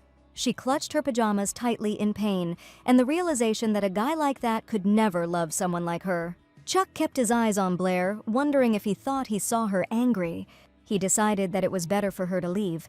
The problem was that she didn't want to leave at all, so she asked permission to stay. Chuck assumed that she was out of her mind and didn't understand what she was saying. Blair reminded them that they had done this many times before. After these words, Chuck passionately grabbed the girl and kissed her. She reciprocated. The two enjoyed each other as if there were no problems or misunderstandings between them. The gentleman asked her to tell him if she suddenly wanted him to stop. Blair asked if he would just do it if she asked. Chuck laughed because he couldn't promise that. The Emperor's room was filled with the scent of passion. The girl felt very good with him. She didn't want him to stop for a second. These two seemed to merge into one. After a few hours of enjoying each other, they fell asleep, Chuck holding Blair tenderly to him. Suddenly, the girl opened her eyes and did not take them off the guy. Feeling someone staring at him, he woke up. Chuck immediately thought that she was looking at him that way because she didn't like it. It wasn't like that. Blair liked everything very much, but her face showed the opposite. The girl kept thinking about how she was in bed with Chuck again, and couldn't she feel loved at least once? With a smile on his face, the guy asked why she suddenly thought about this right now. Blair recalled that the gentleman told her that there was no point in love and told her not to fall in love. Chuck began to explain that love was such a wonderful feeling that it was pointless to try to comprehend its value. It was just amazing. Now he was talking about how beautiful love is. Blair thought he was only saying that because he had found a suitable bride, so he changed his mind. She decided not to seem pathetic, agreed with his words, and added that she would definitely find such love. The girl stood up abruptly. Chuck didn't understand where she was going. With a straight face, Blair announced that she was heading out to find love. The guy's mouth dropped open in bewilderment. Coming closer to her, he asked in an angry voice if this meant that she did not love him. The girl asked why she should love him. Chuck laughed. He was sure she couldn't find anyone better than him. Blair was sure it would be difficult, but it was worth a try, since she wouldn't get love from him anyway. The gentleman believed that the girl's heart was too beautiful to go to anyone else. She smiled mysteriously, saying that she also had her own preferences. Chuck was confident that he could change them because he could do almost anything. Blair admitted that she hadn't had time to think about her preferences, but now was the time to figure it all out. There were many men in the palace, and she thought there was a wide choice. Chuck laughed, calling it a great idea because love was waiting for him just around the corner. Blair couldn't leave when he looked at her like that. It seems her plan has failed. It wasn't that she wanted to fall in love so badly. She was just sad that Chuck was looking for a bride. She believed that they were just lovers, and if she told him that she had fallen in love despite the ban, then everything could be very bad. Blair even imagined confessing her feelings to him and finding out that love was an empty phrase for him and that he was forced to marry. She immediately tried to push these thoughts away, since it was stupid to even dream about it, and such things only happen in fairy tales. The girl was incredibly upset that Chuck was next to her only because of this essence, and it was useless to wait for anything more. The more she thought about it, the angrier she became. Blair decided to come to her senses and calm down. Firstly, dreaming that Chuck would love her was an absolutely idiotic thing to do. Secondly, this rich narcissist, a dragon whose cute face can conquer anyone, really stole her heart. The girl was offended to the point of tears. Chuck stroked her hair gently and tucked it behind her ear with equal tenderness. The guy woke up before Blair. He looked at her without taking his eyes off her, admiring the beauty of this girl. He wanted her to wake up quickly, look at him with her shining blue eyes. Then they would chat together, have breakfast, laugh about something. Well, the dragon actually fell in love with a human. When Chuck first felt that he was falling in love, he began to deny it with all his might. He convinced himself that this was time and that it would all pass. He was sure of it. Come to think of it, his legs were carrying him to Blair no matter what he did. Having felt something for her for the first time, he wanted to be near her all the time. He madly wanted to hear her ringing laughter again and again. Shortly before meeting the girl, Chuck asked Alex what he thought about it. The Black Dragon only asked if the master was sure of his feelings. He tried to explain that the essence effect could be to blame. Alex was sincerely sorry that things had gone too far. Chuck didn't know what to answer. He was angry with himself. When the girl woke up, she saw a gentleman in front of her. He was very glad that she had finally woken up and immediately asked how she had slept, suggesting that she take a nap while they prepared water for washing. The girl got dressed, thanked him for his concern, but said that she would do everything herself. She froze for a moment, remembering what she had thought about before going to bed. Chuck was going to go with her to get some water to wash. Blair looked at the guy questioningly, not understanding what he was even talking about. It turns out that it wasn't about water at all. Chuck remembered that she was going to go look for her love, so he decided to go with her. She became nervous after such a statement, but said that she would handle this issue herself. Actually, the Emperor was also curious. Did he really want to know what kind of men Blair liked? Chuck was truly a narcissist. He wanted to know if there was anyone better than him. Blair smiled. She was right after all. Throwing on a robe, the girl said that she was going to her room, advising Chuck to concentrate on his own inspection. He was stunned for a second by what he heard, but then he began to shout for Blair to wait. He still followed the girl. Pointing to the knights, Chuck asked her how she liked these guys. He asked her this 16th time, and all because she never answered. Just to get the guy to leave her alone, Blair said that the first one seemed okay. He couldn't understand if she was being serious or just joking, because if it was true, then Chuck was disappointed. That guy wasn't tall or had a good face, and the one she chose last time wasn't very good either. This whole situation was starting to irritate Blair. She wished it would end soon. No matter how you look at it, there was no one better than Mr. Chuck. The girl couldn't understand why he was behaving like this. Did he really think that she was confessing her love to him? She had a picture in her head of Chuck and his beloved laughing at her after she confessed her love to him. The guy suggested that Blair go outside the palace and look for her love there, although he was sure that she would not find someone better than him there. After saying that now is not the best time for a walk, and that permission must be obtained, Chuck picked up the girl in his arms. It seems that she forgot who he was. He was definitely a psycho. A second later, the handsome guy turned into an equally handsome golden dragon who flew across the capital on his back with Blair. The dragon asked the girl how she felt about flying on the back of a creature like him. At first, she was very scared, but now she was completely relaxed and enjoyed the beauty of the capital. Chuck realized that she liked him. His eyes lit up, and the image she saw 10 years ago appeared before Blair, and now she was really scared. The dragon told the girl that she had nothing to fear. He would protect her, not even realizing that it was him she was afraid of. It seemed incredibly strange to her, because once this dragon had promised to kill her, and now he was going to protect her from dangers. Blair's heart was pounding again, but not from fear. Chuck asked if she was smitten with his beauty, and although he was right, the girl was not telling the truth. She should have held on tighter because they were about to land. Flying over the village, Blair remembered her life these 10 years, the cornfields, the boxes with a mountain of potatoes, Martin, Eric. They flew so low over the water that she wanted to touch and feel the invigorating cold. Blair seemed incredibly happy. Her life had changed exactly 360 degrees. Chuck sensed her emotional state. They landed on a deserted island on the ocean shore. The girl saw this place for the first time and asked where they were. The dragon said that they are now in the south of the continent, where the fairies now live. This place is not on the human map. Blair was interested in the information about fairies. She knew that they were incredibly cute and immediately wanted to look at them, but Chuck warned that they had a disgusting character. He was sure that if he had not been here, the girl would have suffered from their jokes. He pulled her closer to him and asked her not to go far. Blair saw genuine concern for her in his eyes, and she was completely confused. The ocean was incredibly beautiful, and the whole view was complemented by the most beautiful sunset. The girl ran barefoot along the beach, feeling the slightly cool water beneath her. She was happy. She couldn't believe that she would ever be able to reach the southern lands, and thanks to the dragon, she is here now.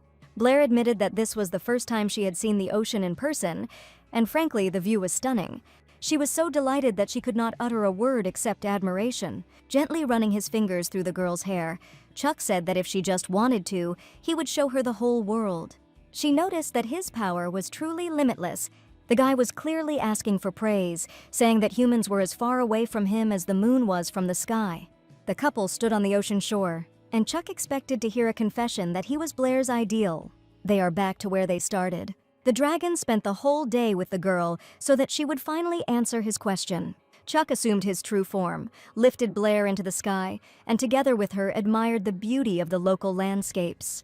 He even brought her to such a magical place. All this was for the sake of her answering his question, but the girl did not even know what to say. She understood that she couldn't stay close to Chuck, and there was no question of that. She would never become a special person for him. A narcissist like him probably just wanted to assert himself at the expense of a delightful fool.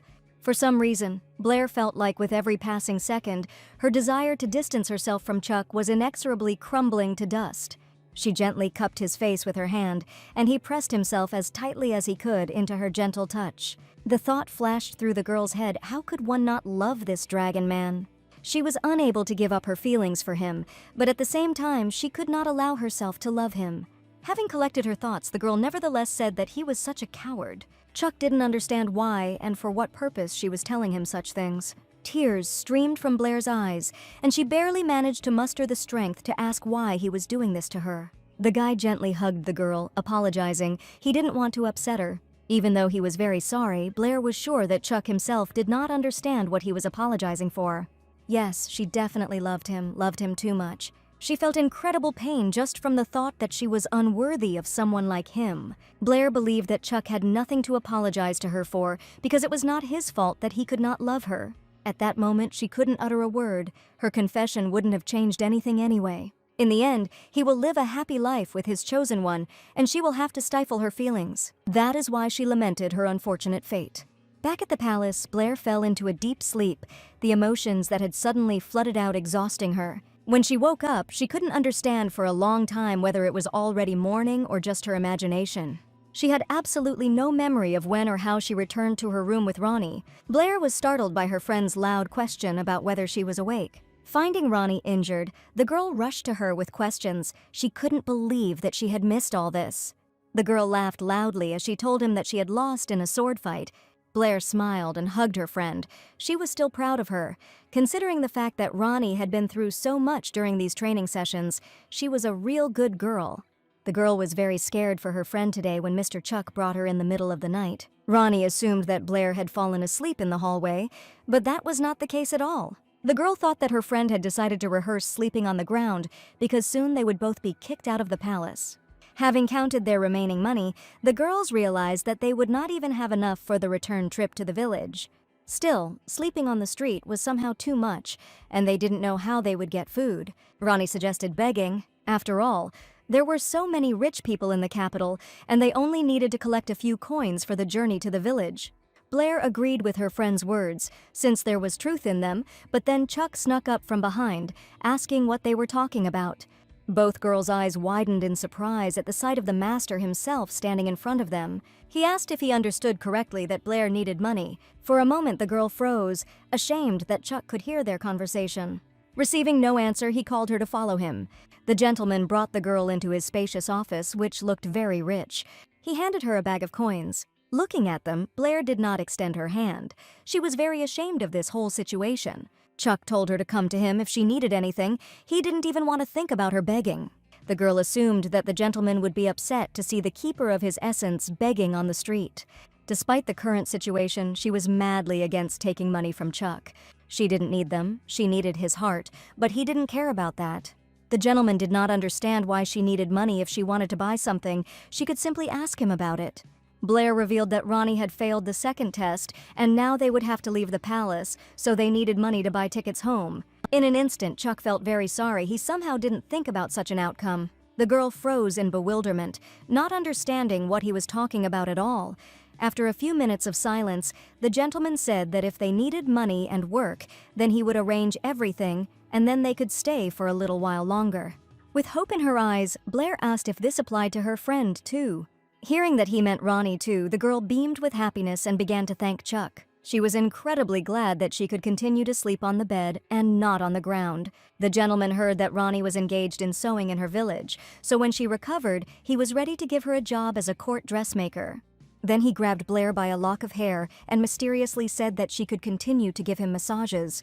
2 weeks have passed since the difficult second test. Blair and Chuck never stopped enjoying each other, spending every free minute together.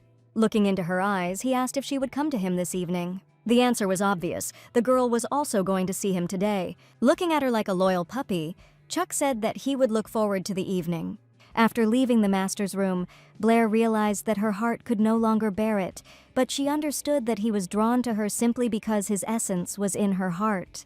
The girl tried to pull herself together and not let her feelings get the better of her. In the corridor, the girl bumped into a stranger with her shoulder. She immediately began to apologize, although she moved away specifically so as not to touch her.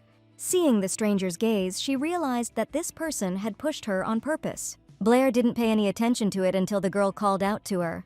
She stopped her, saying that she had a question. Blair felt the commanding tone in which she said this. The stranger asked haughtily if her commoner mistress hadn't failed the test, then why were they still here? Blair knew that she and Ronnie weren't servants here, so she shouldn't humiliate herself by simply answering that His Majesty the Emperor had given them permission to do so. For a second, the rude woman froze, then began to smirk, saying that the girl was not quite right in the head, since she decided to participate in the viewing, being a simpleton. This stranger and her entourage were clearly asking for it. Although it was not surprising that they reacted that way, after all, they knew nothing about her relationship with Chuck.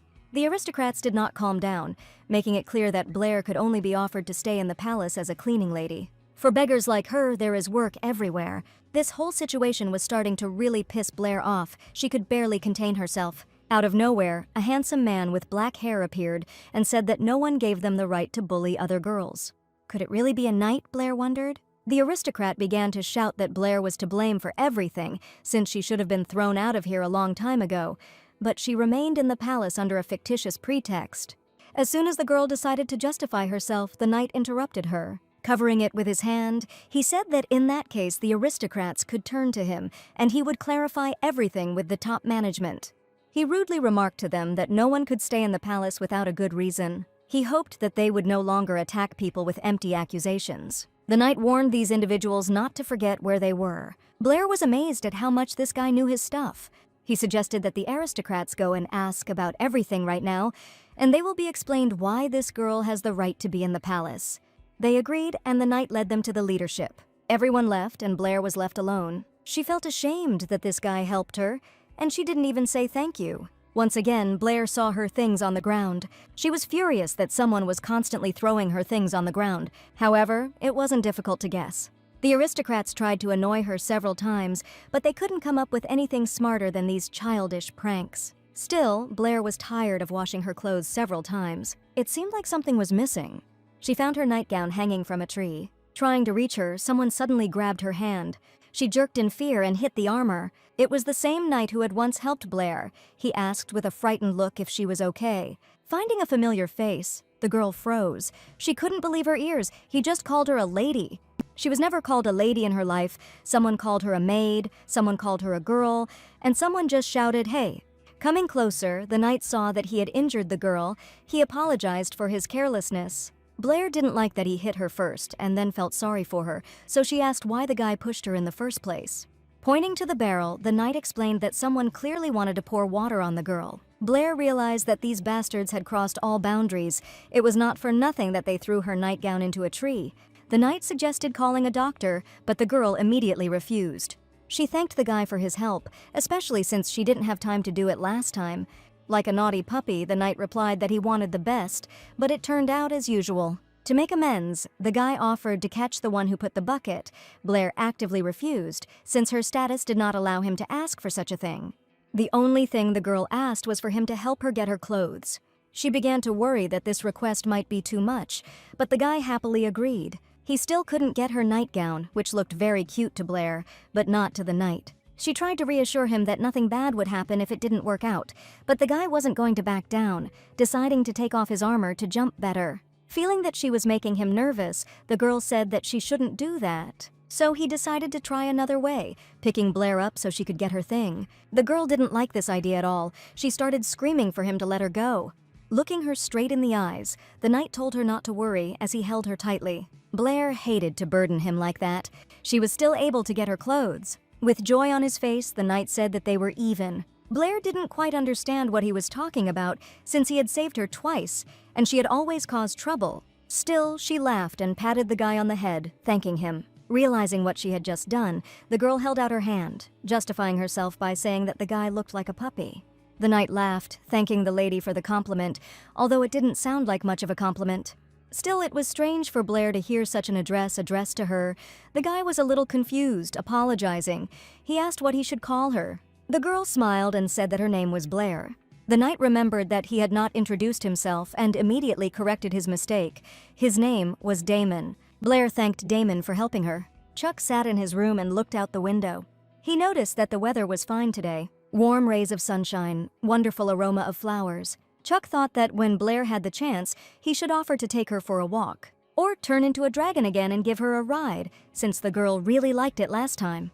Still, no matter how you looked at it, there was no man in the world who would suit her as perfectly as Chuck, the gentleman thought.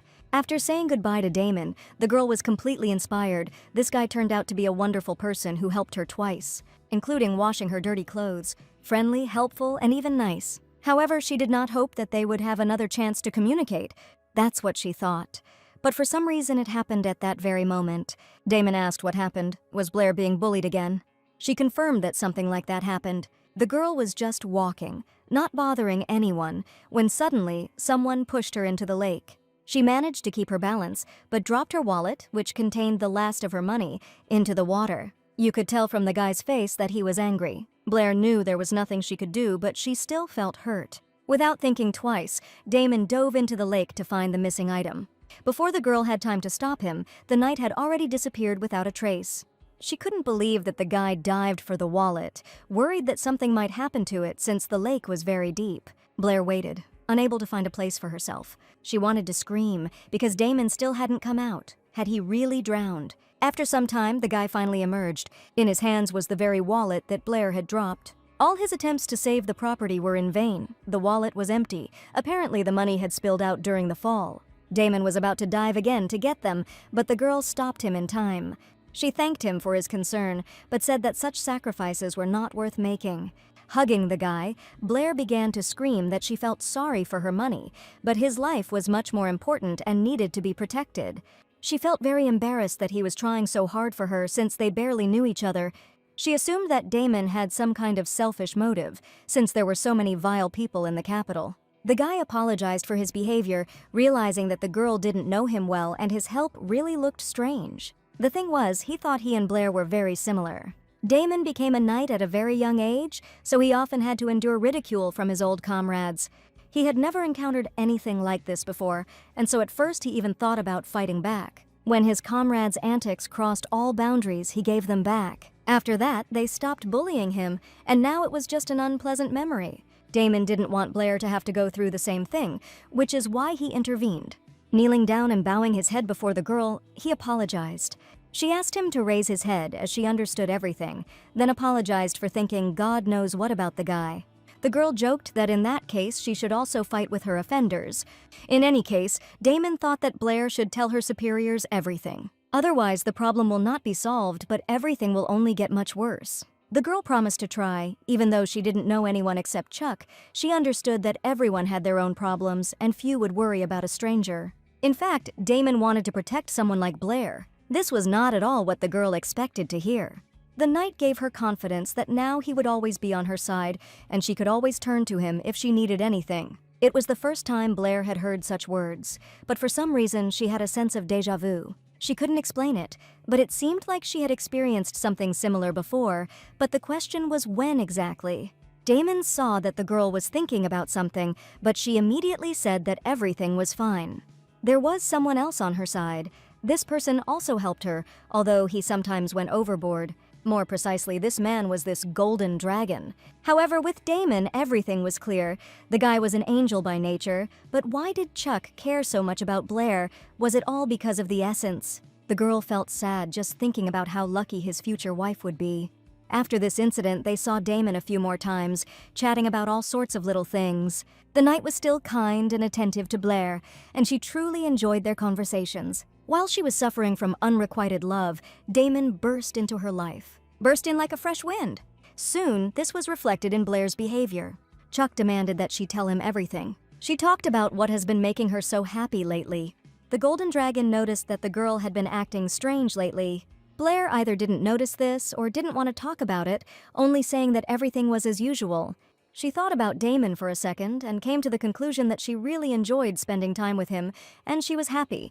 Chuck noticed her smile, grabbed her by the waist, and said that he could see everything she was smiling at, but not at him. The dragon was angry and needed an explanation. Blair had no choice but to tell the truth that she had recently become friends with one of the knights. Chuck was furious at what he heard. He was so angry that flames came out of his mouth. The girl immediately began to justify herself by saying that they had simply crossed paths a few times and that nothing like that had happened between them. The dragon didn't like that she was beating around the bush. He demanded that Blair tell him everything. He wanted to know where they met, the specific place, the exact time, and what they could talk about. Blair told Chuck how she and Damon met. She also told what they had been doing together all this time. Of course, she didn't forget to mention those nasty young ladies who bothered her. After listening carefully to the girl, Chuck took her hand and said that she should have come to him immediately and told him everything. Blair's eyes looked innocent. She thought that if she told the gentleman everything at once, it would look like a plea for help. This is exactly what Chuck wanted to hear, because he had already told her that she could turn to him with any problem that arose, and he would always help her. Deep down, Blair was happy, but she knew she shouldn't be happy like that, since she was just a vessel for his essence. Therefore, she urgently needed to calm down and come to her senses. Chuck wanted to know what her attackers looked like, but the girl was not sure that she remembered their faces exactly. She remembered that Damon had taken them to a superior, so she could ask him. The gentleman understood everything, but he had one more question for Blair. Looking into her eyes, he asked if she liked hugs.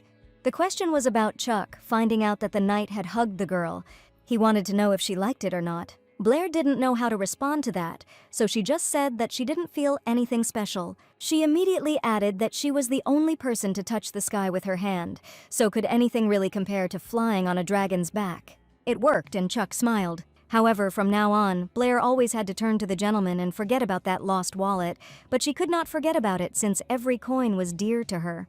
Chuck reminded her that he could give her hundreds of those coins, so there was nothing to worry about. The girl agreed and accepted it with gratitude. If she wants, the gentleman can even shower her with diamonds. Hearing this, Blair really wanted to hug him. She spread her arms and asked permission. Of course, Chuck wasn't against it, but he reciprocated her feelings. They stood and hugged, both happy. The girl only had to ask, and the master was ready to give her mountains of gold or build her a personal castle, so she should not be shy about asking him for help. Closing her eyes, Blair again saw the image of Chuck being happy with his wife while she was left out.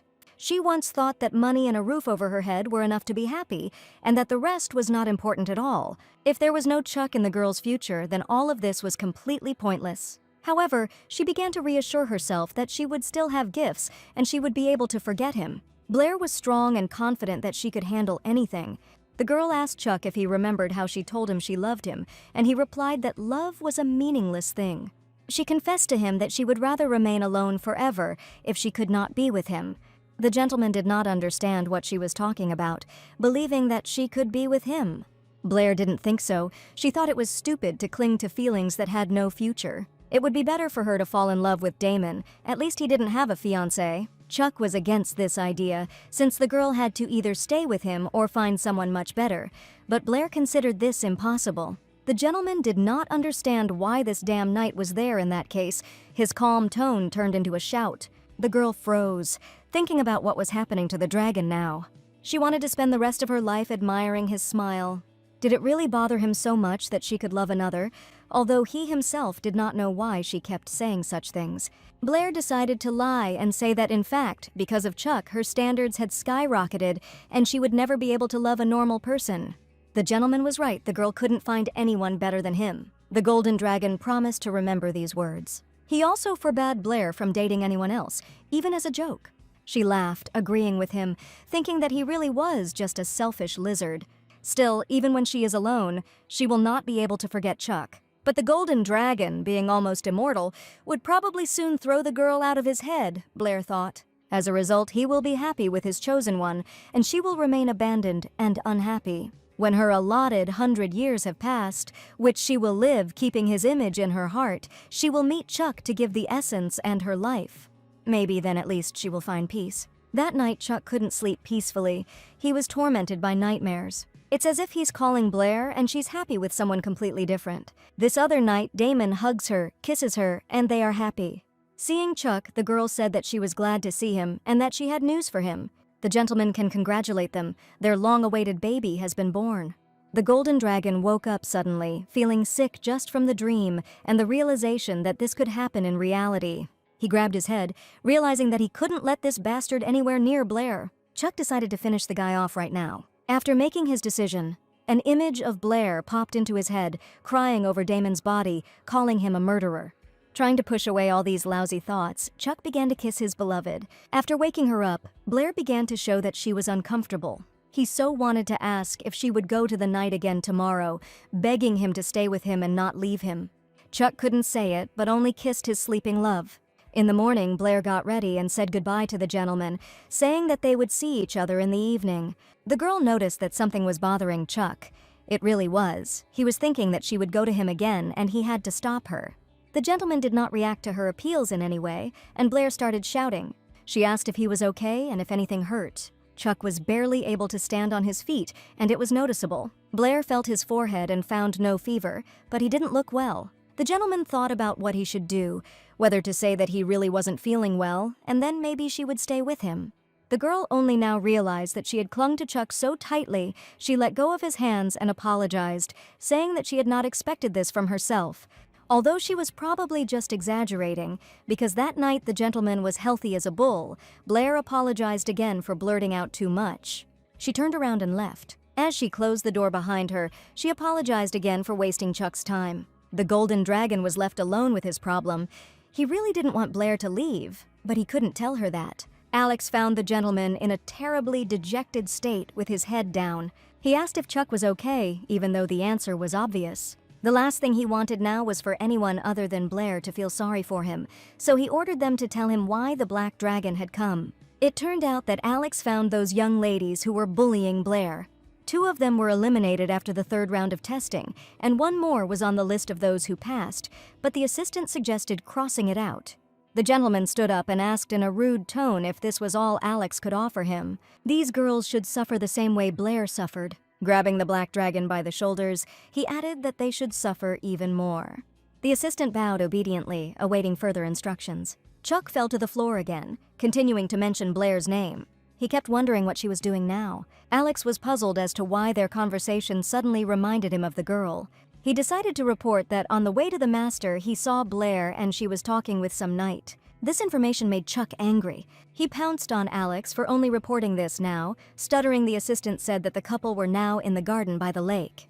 Chuck said he wouldn't allow it and ran there. Now Alex was left lying on the floor with documents scattered around. Peeping from behind the bushes, the gentleman saw Blair with this blockhead. He was wondering what to do. If he really killed him, the girl would cry, but he couldn't leave things as they were. Chuck found the girl standing alone now. A smile appeared on his face, and he was ready to call her and rush straight to her. It's a good thing he didn't, because Damon showed up a second later. The knight wanted to invite Blair to dinner. She was very happy with this invitation, not believing her ears that she could actually go. Damon said he would catch the duck himself and cook it. If she wanted, he could roast that duck right here and now. Blair was seriously scared when she found Mr. Chuck next to her. She asked why he was here if something had happened. The gentleman couldn't think of anything to say in response, other than that he simply couldn't sleep. Blair froze in bewilderment. It was a clear day outside. What kind of dream were they talking about? Chuck took the girl by the hand and said that it was time for them to go. She let go of his hand and told him to go first. She promised to come a little later, since she had not yet finished talking to Damon. Seeing Chuck's angry look, Blair knew this would not end well. She covered Damon with herself, begging the master to forgive her for being unacceptably rude and to go with him right now. The golden dragon froze. He felt uneasy because he didn't want to scare the girl so much. Still, he grabbed her hand and pulled her along with him, as it was much more important now to get Blair away from this guy. Turning around, the girl apologized to Damon, offering to see him tomorrow. Chuck interrupted her before the guy could even respond, telling Blair to look at her feet and not around. The knight remained standing behind, looking only at the departing girl and gentleman. The golden dragon led her to his room. Everything was somehow strange. Chuck was calling her so persistently that she thought he would immediately drag her to bed. Everything was completely different. The gentleman began to offer her various desserts, feeding her directly from a fork. The desserts were actually quite good, but the atmosphere was a bit tense. All this time, Blair sat in Chuck's arms, wondering what was going on. Not that she minded, she liked the cakes. She decided to ask if he was going to sleep. The gentleman came up with the excuse that he was unable to sleep because he was hungry. In that case, the girl suggested that he eat himself, but there was no need to feed her. Chuck pretended not to hear her and continued feeding her, but Blair didn't mind. It was so nice for him to watch her enjoy her food. This was the image Chuck saw of the girl now, and it seemed she was no longer afraid. However, no matter how hard he tried, tomorrow she would still go to Damon. The gentleman had no other choice. A few minutes later, he passed out, exhausted. Touching his forehead, Blair realized that he was all burning up. She didn't know what to do now, but it was just Chuck's plan to pretend to be sick. Previously, the girl always checked his temperature. If it was high, it meant he was sick. Everything was very simple. Chuck raised his temperature with magic. Blair was in a panic because she felt that the gentleman had a terrible fever. Taking her hands gently, he said that her palms would cool him down. From his touch, her palms also warmed up, so she decided to go get a cold towel, but Chuck began to stop her. Pulling Blair closer to him, the gentleman asked her to just stay with him. She didn't mind, but she was still going to bring a towel. Chuck didn't want her to leave because he thought she wouldn't come back. Blair didn't understand where he got such thoughts from. She couldn't leave him in such a state. The gentleman looked very depressed. He reminded the girl that she wanted to meet that night. She froze for a second, then taking Chuck's hands, Blair calmed him down, saying that Damon would understand everything when he found out that the gentleman was not feeling well. She hugged him tenderly and kissed him gently on the head. Chuck's eyes lit up mischievously. He knew it. Pretending to be sick was a great idea, and if he continued like this, Blair would not go anywhere. The girl decided that now was the time to ask him a question. She was worried that he would catch her dragon cold. Chuck grinned and told her she had nothing to worry about. Of course, Chuck couldn't pretend to be sick forever after 4 days. His insidious plan was revealed. Blair was scared that the boy had been sick for 4 days. During these 4 days, his condition did not improve for a moment. It was strange for the girl that there were no symptoms other than a high temperature. She knew it was a bad sign when the fever lasted that long. She was afraid that Chuck himself didn't realize how serious it was. Blair once again suggested calling a doctor, but the gentleman again refused, citing the need for time. She told him about her concerns that her fever had not gone down for 4 days, but Chuck lied, saying that dragons always did this. The girl stood up abruptly and headed somewhere. The gentleman started shouting to her where she was going. Blair was going to ask Alex for advice, believing that he was also a dragon and would know what to do in such a situation. Chuck held out his arms and said that if the girl hugged him, everything would go away right away. She just left silently, slamming the door behind her. A few minutes later, Alex ran in a panic. He immediately began to examine the gentleman, assuming that he was in heat again, although the full cycle had not yet passed. After examining him, the black dragon realized that his master was fine. Chuck lay on the bed with a very eloquent look in his eyes. Blair was very worried that the dragon's brain might melt, as he had been feverish for several days without a break. Alex realized that Chuck's temperature was indeed slightly higher than usual, but this was due to the use of special magic. Finally, it dawned on him what was going on, and with a smile on his face, he asked the gentleman if he was feeling unwell. In a plaintive tone, the dragon asked if he couldn't tell. Alex knew it all. Chuck was just faking it. Blair begged Mr. Alex to examine the master properly, since even dragons should not joke with health, but the black dragon could not say that his boss was completely healthy. After clearing his throat, he asked the girl to bring him a wet towel. As soon as Blair disappeared without a trace, the black dragon was about to talk to the master. Getting out of bed, Chuck ordered Alex to tell the girl that he would recover in a few days. The black dragon still didn't understand why his master was pretending to be sick. He explained that Blair was going to meet that annoying knight again. Chuck thought he would get her to stay if he pretended to be sick, so the assistant had to play along. No matter how you look at it, Alex had absolutely no other choice. The golden dragon stood up abruptly and said that he was going to look for Blair. His assistant decided that he was crazy, since less than 5 minutes had passed since the girl left. This was what was bothering Chuck, that she had been gone for 5 whole minutes. Alex tried to calm the gentleman down, explaining that if he walked around the palace like that, she would immediately understand that he was pretending. Out of nowhere, Blair appeared. It turned out that the girl had overheard a conversation about Chuck pretending. In an instant, she felt sad, feeling sorry for herself that she had been so worried about the dragon for all these 4 days. She started to leave, but the gentleman tried to stop her. Blair said that she was very worried all this time that Chuck would get worse, so she was always there for him. Barely holding back tears, she asked him if he was happy, what it was like to make fun of her. Saying that it was time for her to go, the girl left the room. Tears flowed from her eyes, because for 4 whole days she thought that Chuck was seriously ill. She was worried, and she didn't close her eyes at night. Although all these days she couldn't help him in any way. Suffering from her own helplessness, she simply continued to sit next to him, and he kept lying to her. When Blair realized that the gentleman was healthy, she felt relieved. Someone gently touched the girl's shoulder. It was none other than Damon. He asked the girl if she was okay. She couldn't hold back the tears that were welling up in her eyes. Finally, Blair collected her thoughts, brushed away her tears, and said that she was fine. Damon decided to clarify regarding Chuck, whether he was making fun of the girl. She immediately began to deny it, repeating that this was not the issue at all. The knight needed to know what was going on, why Blair was so downcast. Chuck, of course, hurt her feelings, but it was difficult to call it mockery. In fact, it was difficult for the girl to understand the gentleman. She decided to let it look like he wanted to laugh at her futile efforts. It seemed like Chuck really wanted Blair to be around. The question remained open for her. Why did he want this? What was the meaning of this for him? Damon distracted the girl from her thoughts. She decided to quickly change the subject, asking why he was here again, if he really liked this lake so much. To be honest, the knight came here every day. Damon asked Blair if she remembered telling him about her first days at the palace. Of course she remembered everything, especially that on that day the knight almost drowned in the lake. The guy admitted that he treasures the memories of that day, not knowing if Blair feels the same. Because on that day, for the first time, he decided to share his experiences with someone. Damon still had trouble finding his way around the palace, and his colleagues avoided him, and there was little he could really talk to his superiors. And suddenly, Blair, appeared in the knight's life. For the first time in a long time, the guy was able to open up to someone. That's why he came to this lake again and again. Besides, he kept running into Blair here, so it was a special place for him. Without knowing why, this information made the girl happy. The elastic band holding her hair suddenly snapped. Now Blair looked even more beautiful than usual, especially with a smile on her face. Damon gently ran his hand down her cheek and asked her how she felt about it. The knight wanted to know why the girl came to this lake so often. He knew that she too walked along the lake shore so often. Ever since Blair met Damon, her feet had been carrying her here. Embarrassed, she replied that she most likely came here for the same reason, because she really enjoyed their conversations. The knight continued to go to the lake every day, even after Mr. Chuck took the girl and she disappeared for several days. Blair apologized, saying she had been very busy, so they went back to where they started.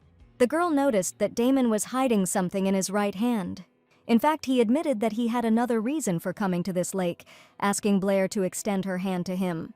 The knight poured money into her palms. These were the same coins that the girl dropped into the lake. Blair was very angry that he was diving again and alone at that, but Damon smiled, saying that he had finally learned to swim properly. The thing is, he couldn't stand to see the girl sad, so he decided he had to find them, apologizing that he wouldn't take that risk again. Blair thanked him. She was very pleased that the guy cared about her so much. In the girl's eyes, the guy now looked like a big happy dog. A comparison between Damon and Chuck popped into her head. The knight asked if she was free today. Unfortunately, Blair couldn't answer his question yet. He decided to try again to invite the girl to dinner. She decided why not and agreed. It was better than babysitting Chuck again. Blair didn't even want to see him now. The carriage stopped, and Damon extended his hand to the girl to help her down. She opened her mouth in surprise, assuming that they had the wrong address. It was all true. Damon's house was in front of Blair. It was not just a house, but a luxurious mansion. Until the very end, the girl thought the knight was joking. For some reason, it seemed to her that Damon lived very modestly and not richly, so she genuinely respected his ability to handle any job. That was the impression Blair got. She couldn't understand why he was acting like a normal person. It turned out that the guy did not want to use the family name, but to achieve everything on his own, so he did what he knew how to do. In Blair's situation, this seemed silly, because he could have lived a happy and carefree life. Damon invited the girl inside, saying that the servants would meet her. In the meantime, he decided to catch a pheasant before it got completely dark. Blair thought they were just going to cook some fresh game, but who knew the dinner would be so fancy? The butler gave the girl a tour of the mansion, and she walked around with her mouth open, admiring the beauty and wealth of this place. After some time, Damon returned. The guy was covered in blood, but looked pretty happy. Blair immediately rushed to him, asking if he was wounded and where the blood came from. Damon said with absolute calm that the blood was not his, and that he had simply run into a bear. The girl assumed that he had brought a bear instead of a pheasant, but this was not the case. The knight did not want to harm him, but bears were not the best partners in sparring. Blair spontaneously wondered if Damon was a dragon too, but then she realized that this was a bad joke. The guy was getting ready to change his clothes so he could sit down at the table later. The girl guessed that he was strong, but not to that extent. Pointing to the table, Damon asked how she was. Blair couldn't contain her emotions. Everything was just amazing, and the guy was glad that he pleased. The girl immediately pounced on the food. It turned out that she was incredibly hungry. Damon watched her good appetite with a smile. The guys spent the evening over a cup of tea. Time flew by. The conversation was funny and easy. The night told various stories from life, which made the girl laugh incredibly. After some time, Blair realized that Damon knew her too well. It was like he was finally able to get to know her better. The knight knew that there was a very strong girl next to him. He had already said that he saw how those young ladies mocked her, and he immediately remembered his past. That time, he decided to protect Blair out of self-pity. That's why he was constantly trying to help her, and perhaps sometimes overdoing it. The girl was grateful for what Damon did for her, but the guy was sure that she could have coped without his help. They had similar views on life, but Blair was much wiser than the guy. That's why he thought that she could cope with any difficulties on her own. Even though it was just his personal opinion, Damon felt like Blair would also feel better if she shared her feelings with someone. If she suddenly has such a desire, he will always be there to listen to her. This kind guy cared about her feelings again. Damon tried so hard for Blair, even offering his support so that she wouldn't suffer alone, so that she could feel a little better. Looking at the girl's changed expression, the knight apologized for saying too much. He didn't want to upset her. Looking with her eyes that held hope, Blair was ready to tell Damon everything right now. Taking her hands, he was gladly ready to listen to the girl and help in any way he could. At the same time in the palace, Chuck ordered Alex to repeat what he had just said. Since Blair left with Damon, she hasn't shown up at the castle. The gentleman was simply depressed. He just wanted the girl to be with him, and now he thought that she would not return. Alex only hinted that in that case he could bring her. Chuck immediately started yelling that this couldn't be done. After all, if they do this, the girl will begin to fear him and will stay here only out of fear of him. All he needed was this girl's love. It was the first time Alex had been in such a situation. He wanted Mr. Chuck to come to his senses quickly. After hearing Blair's whole story, Damon froze. The guy was shocked. She asked him if Chuck had decided to make fun of her. The knight did not know what to answer her. He only asked what she felt. If we assume that the gentleman did this out of spite, does it make the girl angry? It was clear that she was holding back her anger. Even with all this, Damon noticed that Blair was very sad. She just looked at him, barely holding back her tears. Finally, emotions took over and Blair burst into tears. She was very upset and hurt. She felt like her heart was about to break. Damon realized that the girl loved Mr. Chuck very much. Tears turned to laughter. She confirmed his guess. Indeed, she loved him very much. The knight suggested that Chuck might also be partial to her, but she simply didn't notice it or refused to notice. Blair immediately began to deny this, saying that she had simply made a very big mistake once. Chuck appeared calm on the outside, but she was sure he had not forgiven her. Damon was about to say something now because Blair was his friend and important to him. He was sure that the gentleman had long ago forgiven her, and most likely had even managed to fall in love with her. The knight believed that Chuck had everything and there was nothing more he wanted, so such a person must have a reason to keep her around. If he had decided to mock, he would have preferred more brutal methods. But he did otherwise, Damon guessed. Blair wished that her friend's words were true. She just wanted to take and believe him. Otherwise, her mental wounds will never heal. The problem was that she didn't believe it. Damon admitted that he, as a loving person, can understand Chuck's feelings. Blair couldn't believe her ears that her friend was in love with someone and she didn't even know about it. The guy just smiled. It didn't matter anymore. Finally, it was time to go home. The girl apologized to Damon for being so late, but for the guy it was only a joy, since Blair was always a welcome guest in his house. She thanked him for everything and went home. She had barely gotten into the carriage when Damon called her. Leaning against the carriage, thus pressing himself almost closely to Blair, he asked if they were close friends. The girl happily replied that she understood that they were close friends. Damon was glad to hear this, although he had expected something a little different than just friends. The girl had barely gotten into the carriage when someone called her again, and the voice was very familiar. It was Mr. Alex, who was running as fast as he could. He shouted that the girl must return to the palace immediately, as something had happened to Mr. Chuck. Blair decided to find out if he was really sick this time, or if he was faking it again. Alex said that as soon as the gentleman found out that she had left, he fainted, and if she came back, he might feel better. Blair asked if he had flown here, otherwise he wouldn't have been able to get here so quickly. Without waiting for an answer, she said that she would sit on the black dragon's back and they would fly through the air. It would be much faster, and if her suspicions were correct, then she would be able to help Mr. Chuck. The golden dragon lay in his room and moped. His face was disfigured. Suddenly, he felt someone's hand reaching out to him. Chuck quickly jumped up and grabbed the hand. When he saw Blair, he grabbed her by the waist. The girl didn't even have time to ask if he was okay. For a moment, the gentleman thought it was a dream, but then he realized that there was a real girl in front of him. She confirmed that it was not a dream, but told Chuck that he better lie down. The guy buried his face in Blair's chest and asked her in a pleading voice not to leave. He looked terribly pitiful, repeating the same thing over and over again so that the girl would not leave him. She didn't understand why he wanted her to stay with him, so she asked him why he needed her at all. Chuck didn't want Blair to go to that night. The girl still insisted on her own she wanted to hear an explanation for such requests. Without hearing an answer, Blair pushed the guy away from her. She couldn't believe her eyes. The gentleman was crying. Blair began to apologize, realizing that he was really sick. She said that she would call Alex right away. Chuck replied that there was no need to call anyone, everything was fine already. The girl did not calm down. She was very scared that the dragon had a strong fever. Bowing his head before her, Chuck told her that he had a nightmare that Blair had left him and fallen in love with someone else. He really didn't want this nightmare to come true. Chuck began to swear that he would do anything, give her everything she wanted, make her not be afraid of death and turn her life into heaven on earth, all just so that she would stay with him. Without responding to this, Blair kissed the guy. After the kiss, she pretended that he asked her to kiss him, so she did it. His heart was beating so hard, his body was simply burning, his voice was trembling, and his pleading look was tearing his soul to shreds.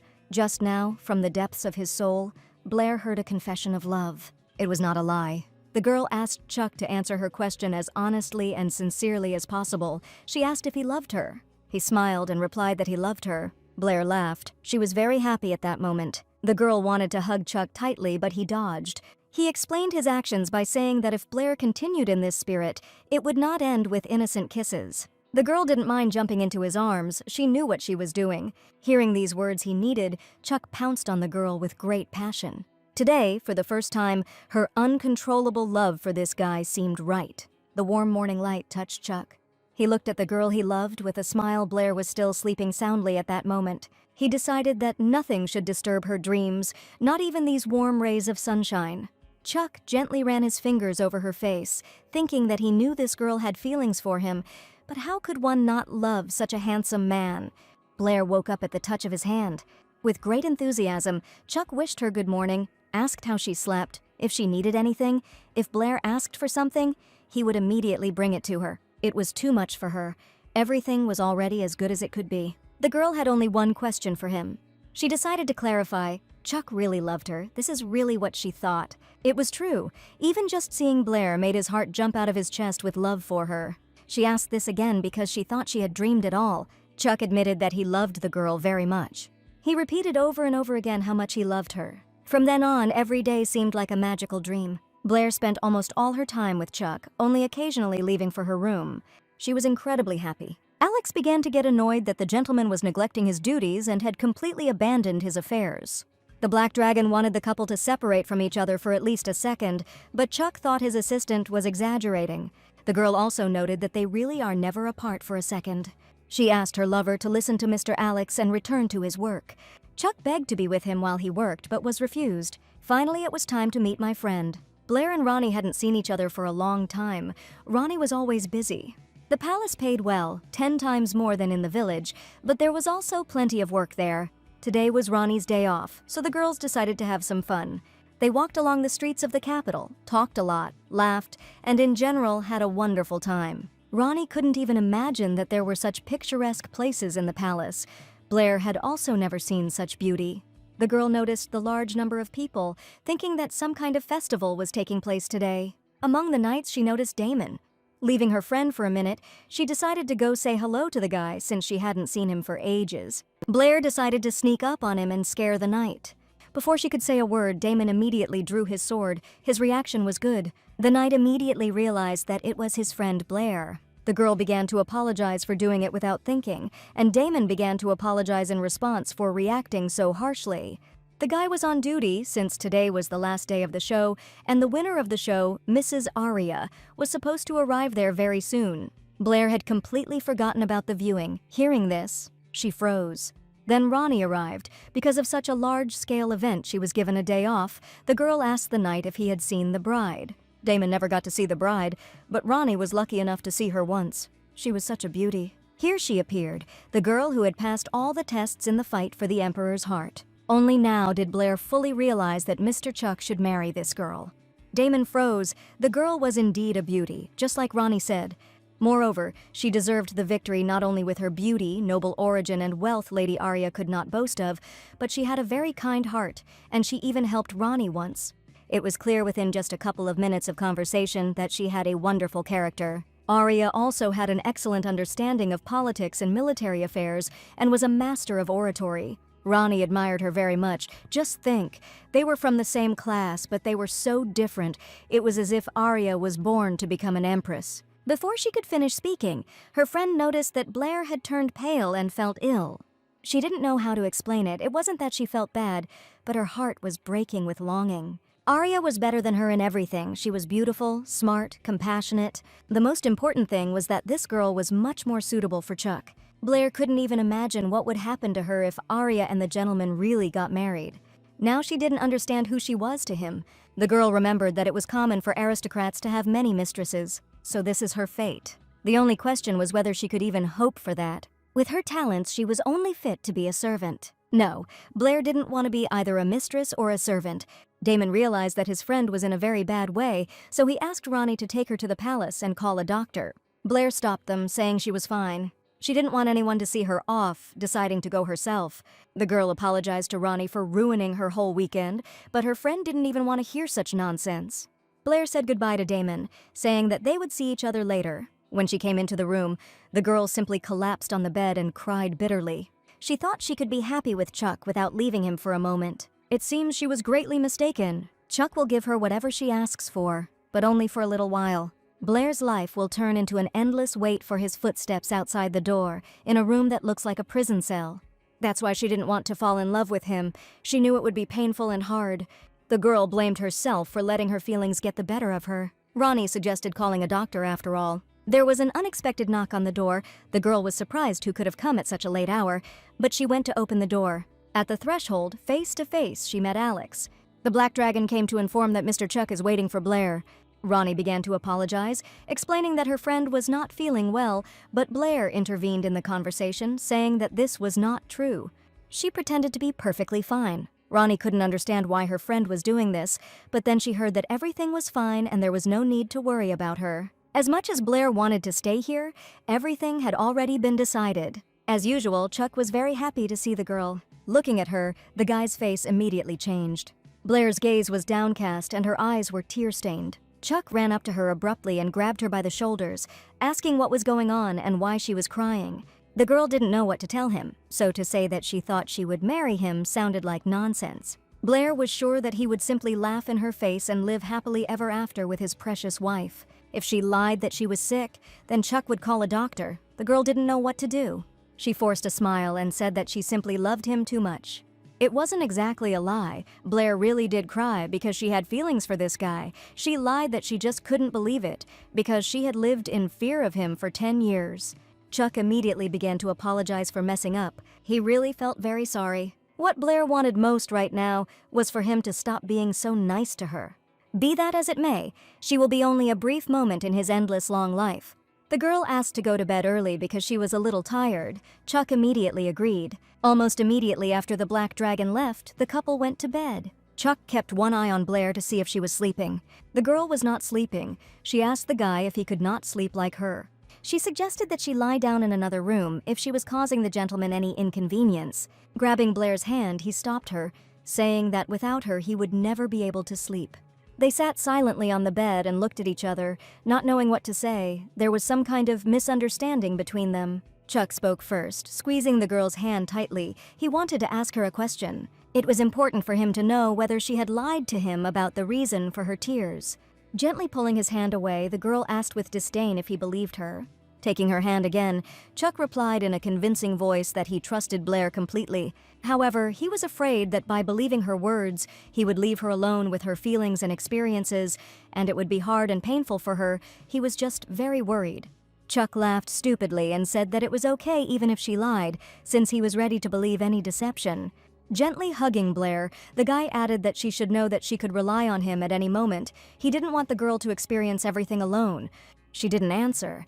Her body and soul were enveloped in a wild melancholy because she had stopped trusting people long ago. Her parents died early and Blair was left alone with her elderly grandmother. When she grew up and moved to the village, she quickly realized that people only cared about their problems and she could never count on anyone's help. That is why she preferred to cope with all the difficulties and hardships herself. For some reason, in this situation, she wanted to trust Chuck. It even made her a little angry. It was morning, and Blair hadn't slept at all. Chuck, on the other hand, was in a great mood. The first thing he asked the girl as soon as she woke up was whether he was stunningly handsome today. The guy was sure that he was the only one in this world who could remain handsome for centuries. He didn't think it was surprising that Blair was crying with happiness next to him. Chuck asked her to tell him right now that she couldn't live without him and that he was a handsome dragon. Blair remained silent, not responding to his self-admiration. Then the guy struck a pose and asked if she had ever seen a man with such a beautiful body. A sudden educational program came. Chuck was sure that other dragons were also losing to him. Black dragons like Alex were always puny, and the red ones were too muscular, so none of them could compare with him. With a smile on his face, he asked Blair if she had any idea how lucky she was to have him. The girl didn't understand whether she was lucky or whether such luck could smile upon her. After this, Chuck continued to praise himself, and she, listening to his endless reasoning, increasingly understood that she was unworthy of being next to such a fantastic creature. Once back in her room, Blair continued to cry, the tears seemingly never ending. Ronnie was beside herself. Several days had passed. She wanted to know what had happened to her friend if she was not sick. The girl didn't know what the problem was, but she promised that together they could find a solution. Blair decided to tell her friend everything except the truth about the dragons. After listening to her carefully, Ronnie became angry. She would never have thought that Chuck was such a bastard. She believed that he had crippled Blair, thereby doing worse than a criminal. Ronnie extended her hand to her friend and announced that they were returning to their village. The competition was over, and they had earned some money, so there was no point in staying in the palace any longer, especially given the current situation. Ronnie felt like things would only get worse for her friend with Chuck. Blair hasn't met anyone else yet, and she probably won't be able to find someone like that, the girl concluded. She was sure that if her friend changed the environment, she would definitely feel better. With tears in her eyes, Blair looked at Ronnie without saying a word. After a few minutes of silence, she extended her hand to her friend and agreed with her words. In that case, Ronnie decided that she needed to get ready and return tomorrow. Blair didn't expect it so quickly. However, it was better to hurry before she changed her mind. She suddenly remembered Damon and how he asked her if they were good friends now. The girl quickly headed straight out of the room to say goodbye to her friend. Blair walked towards the lake, but when she got there, she thought that Damon might have left a long time ago since it was late. Stopping on the shore, the girl began to enjoy the fresh wind and the starry sky. She wanted to breathe in as much as possible these pleasant memories associated with this place. She never found Damon, so she decided to come back here in the morning. Among the trees, Blair saw a silhouette that looked very much like her friend, had he really not left yet.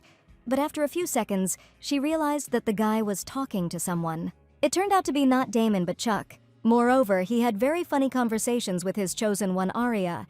Blair's legs seemed to give out, and she collapsed to the ground. Her heart felt like it was in a vice. Just as she was about to leave, she saw the two of them together. She hated the fate that brought her there, but most of all, she was angry at Chuck. The girl tried to convince herself that she had no right to make a scene. After all, it was she who got it all wrong from the very beginning. Not wanting to torture herself with pain, Blair tore away from there as fast as she could. Mr. Chuck heard her footsteps and turned around.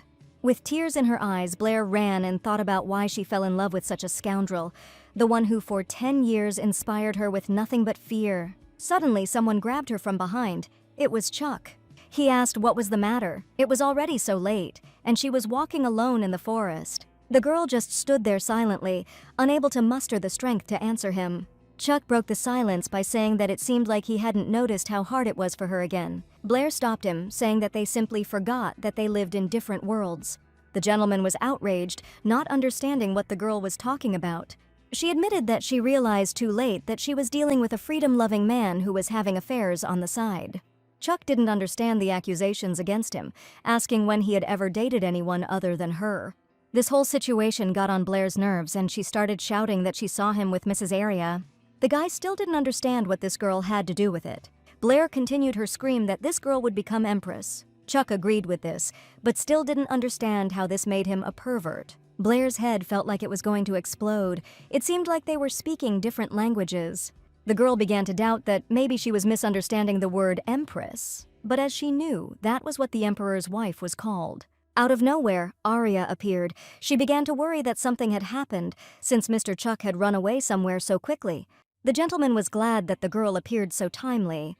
He asked her if she thought he looked like a lecher and a scoundrel. Although Arya didn't know Chuck very well, she knew very well that he had given his heart to a girl named Blair. Hearing these words, Blair realized that she did not understand anything at all and seemed to have gone crazy. Gently stroking her cheek, Chuck asked if she had heard, adding that if he ever decided to marry, his wife would only be Blair. Arya bowed before the girl, apologizing for not recognizing her right away. Blair decided to get to the bottom of things and asked Mrs. Arya directly who she was marrying. Out of nowhere, a guy appeared who looked a lot like Chuck and said that the girl was going to marry him. Blair's eyes seemed to be about to pop out of her head. She didn't understand who this guy was. Then Alex appeared, who was about to clear everything up. Pointing to the stranger, he said that this man was Mr. Chuck's understudy. Since dragons live much longer than humans, if Chuck personally ruled the country all his life, his subjects would find it strange. There was absolutely no need to tell this to others, but in reality, Chuck simply did not consider it necessary to have an heir. Just recently, the Golden Dragon could not have imagined that he would change so much. Blair quietly asked Alex if Arya and the understudy could know about this, but of course they had to know about it, since the ruling couple was obliged to understand all the intricacies. With a smile on his face, the understudy said they looked forward to a long friendship with Ms. Blair. This couple looked clearly in love with each other. Chuck asked with displeasure why he needed to see them, but Alex believed that these two should at least know the gentleman by sight. Now it was all clear to Blair. Now it turns out that all this time she was just winding herself up. Returning to the palace, Chuck gently stroked the girl's head and asked if she felt better. She definitely felt better. It all happened because Alex called Mr. Emperor in front of Blair. He promised that he would make the Black Dragon apologize, but the girl just wanted to forget about it. Looking at her face, he asked why she was still sad. Everything had already become clear. Blair nervously clenched her fingers and asked Chuck to promise her something if he really loved her. Of course, he was ready to give her at least 100,000 promises. Blair didn't want to become a concubine. If she married the man she loved, she would like to remain the only one for him. Looking into Chuck's eyes, the girl asked if he could promise that he would always love her. She also asked him not to exchange her for anyone else in his life.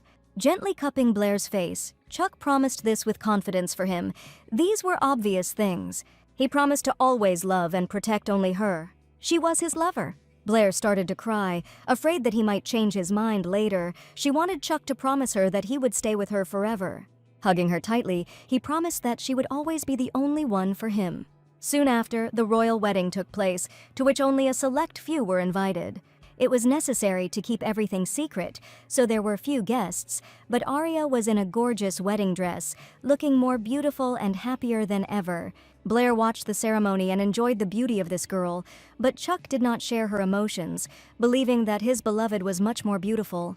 Looking at the girl, the gentleman asked if she was busy tomorrow. She was a little confused, having received such a question now in such a place. Ronnie was incredibly jealous of her friend, who had managed to attend the fake emperor's wedding. She would also like to see Arya. The girl curiously asked Blair if she had seen the fake emperor, and her friend became worried because such words could not be said out loud. Ronnie demanded to know everything, and Blair had to admit that she had chatted with Chuck's understudy. The guy turned out to be a very nice person. My friend wanted to know all the details, especially about Arya. She was very interested in how she felt and what she felt. Because the girl married a complete stranger, she should be scared or disgusted. Winking at Ronnie, Blair said she had nothing to worry about. Although these two knew each other very little, they seemed incredibly happy, and the girl thought that they would make a wonderful couple. Ronnie was relieved to hear that Arya was smiling genuinely at the ceremony. The girl also admitted that she was very happy for her friend. Blair stared at Ronnie, not understanding what she meant. The girl screamed loudly that she was glad that her friend had sorted things out with Chuck. Blair choked on her tea in surprise. She wondered how Ronnie understood everything. She didn't even tell her anything because she was ashamed. The girl guessed right away because her friend was all glowing, and she changed her mind about returning back to the village. Then Blair said that she went to say goodbye to a friend, and she disappeared before dawn. Ronnie was very worried about her, thinking that Blair just abandoned her here. The girl began to apologize to her friend for acting so rudely, but Ronnie did not hold a grudge against her, as she was glad that her friend was happy. Blair admitted to the girl that she was her best friend. It turned out that the girls remained in the palace, but it was not just like that. She and Chuck had cleared up the misunderstandings, but she had no idea what would happen next. Ronnie saw a stain on her friend's finger and asked if Blair was dirty, but it wasn't like that at all. Tucking her hair behind her ear, the girl asked her friend what she looked like. She said that Chuck asked her at the ceremony if she was busy tomorrow, and today she put on her most beautiful dress, and now she didn't know what to do. Ronnie screamed at the top of her voice. Since the gentleman invited Blair somewhere, it was clear as day that he was going to say something very important. That's why the girl wanted to go in her best outfit, but her friend forbade her to wear the dress she was wearing yesterday. Blair asked Ronnie if she was right in thinking that she and Chuck would be dating starting tomorrow. The friend froze in surprise, and when she came to, she asked the girl to repeat what she had just said. Ronnie doubted that the gentleman was going to confess his love to Blair now, otherwise what had they been doing before that? In any case, the girl decided that she needed to pick out another dress. Since they were now rich, they could afford almost any outfit. Damon stood alone on the shore of the lake and looked at the water. A very familiar voice called out to him from behind. He knew that the girl would come to take their place. Turning around, he saw Blair. The girl was incredibly beautiful. Carefully adjusting her hair, she asked the knight how he liked her image. Ronnie said it suited her very well, but she wanted to hear another opinion. Damon admitted that the girl was so beautiful that it was hard to take his eyes off her. Blair laughed genuinely. She was glad to hear that. Now she hoped that Chuck would like it too. With great annoyance in his voice, Damon asked if his girlfriend and master were together now. Looking at Blair with his sad gaze, the guy asked if she was happy with Chuck. She didn't know, because usually the dragon irritated her, although there were pleasant moments, and during all this time she got entangled with the dragon more than once. After hearing this, Damon was faced with a dilemma of whether he should intervene. However, Blair admitted that she can trust Chuck much more than anyone else. Putting a fake smile on his face, the knight wished the girl to be happy, although deep down he hoped until the very end for a different outcome. Soon, the time came to meet Chuck. Seeing the girl, the gentleman simply froze in place. The girl really did look incredibly beautiful. With a smile on her face, she asked if she was late. Chuck replied that she came just in time. The gentleman announced that it was time for them to hit the road. Blair climbed onto the golden dragon's back and they flew away, admiring the beautiful scenery. At that moment, she thought that she had tried, dressed up, and Chuck hadn't even said a word to her. In her heart, the girl was offended. She began to worry that he didn't like it, like the time they went on their first date, because then he made her change her clothes and her hairstyle. Finally, they reached their destination. Blair immediately appreciated the beauty of the place, but Chuck admitted that he had not originally planned to fly there. Then he decided that only this place could highlight the beauty of his beloved. He may have said it a little late, but Blair was absolutely gorgeous today. The girl was very happy to hear these words that she had been waiting for, and she reciprocated Chuck's feelings. However, that was not all he wanted to tell her. Blair couldn't believe that right now the gentleman could propose to her. Chuck asked if she remembered the moment she misunderstood his relationship with Arya. It turned out that the dragon had been thinking about it a lot since that night. He thought about Blair's words, that she didn't want to be a concubine or a servant, that if she married the man she loved, she wanted to remain the only one for him. He thought about how the girl asked him to promise that he would always love her.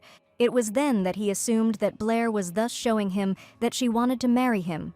Finally, Chuck asked the girl if she really loved him that much. At that moment, Blair was angry because he dragged her to this place, said that he wanted to talk, and she, like a fool, expected a beautiful proposal from him. The dragon asked the girl if she had already imagined what kind of children and grandchildren they would have.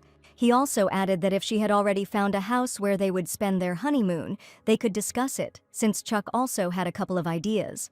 So, surrounded by the beauty of the island, they discussed their future together and were happy. They discussed where it would be best to build a house, how to furnish it, what pets to get. Even such little things were worth discussing together. Chuck never proposed to Blair, but the time flew by with all the talk of marriage, and it was fun. Then the girl climbed onto the dragon's back again, but for some reason, they flew in the opposite direction from the palace. The dragon reminded that he had already said that he had initially planned a completely different route. Finally, they got to that very place, and Chuck asked Blair if she liked today. A little embarrassed, the girl replied that she liked everything very much. Chuck also really enjoyed it because with Blair around, every day was especially wonderful. That's why he wanted to spend his whole life with the girl. Taking her hand, the guy slowly dropped to his knee. He asked if she really wanted to be with him, and if she really wanted to marry him. Chuck had already promised her that he would love only her, so he asked if Blair would stay with him forever. With tears of happiness in her eyes, the girl replied that she would stay with him forever. From that day on, the elders kept an eye on Blair, trying to make sure that she was alive and not imagining things. Chuck tried to drive them away as best he could. He didn't expect anything else from the elders, but the girl was confused by the fact that the elders looked so young. She imagined them differently, but appearances were deceiving. The elders never thought they would ever see Mr. Chuck with a girl, so they believed in fate again, deciding that there was no time to waste in immortalizing their love in a play. Blair couldn't believe her ears, but the dragon explained that they were always too zealous, which was why he never liked them. Chuck apologized for telling the elders that he had chosen a companion, and they immediately wanted to see her. Blair took her lover's hand to support him during the exciting moment, because she was his bride, starting with the dragon elders. Ending with close friends, the girl repeated the news over and over again, and became more and more convinced of the reality of what was happening. Blair and Chuck decided to organize the wedding in the girl's native village, where she lived most of her life. The ceremony, filled with wishes of happiness, seemed like a wonderful fairy tale. Before, Blair was too busy surviving to dream about the future. Mr. Chuck gave her the sweetest moment of her real life. Finally, everything was decided. Blair and Chuck vowed to love each other forever and cherish each other. The girl knew that now her future would shine with the dazzling light of true love. Blair was incredibly happy. So many years of living in fear brought her something she could not even imagine. Now she was the wife of the best and most beloved man in the world.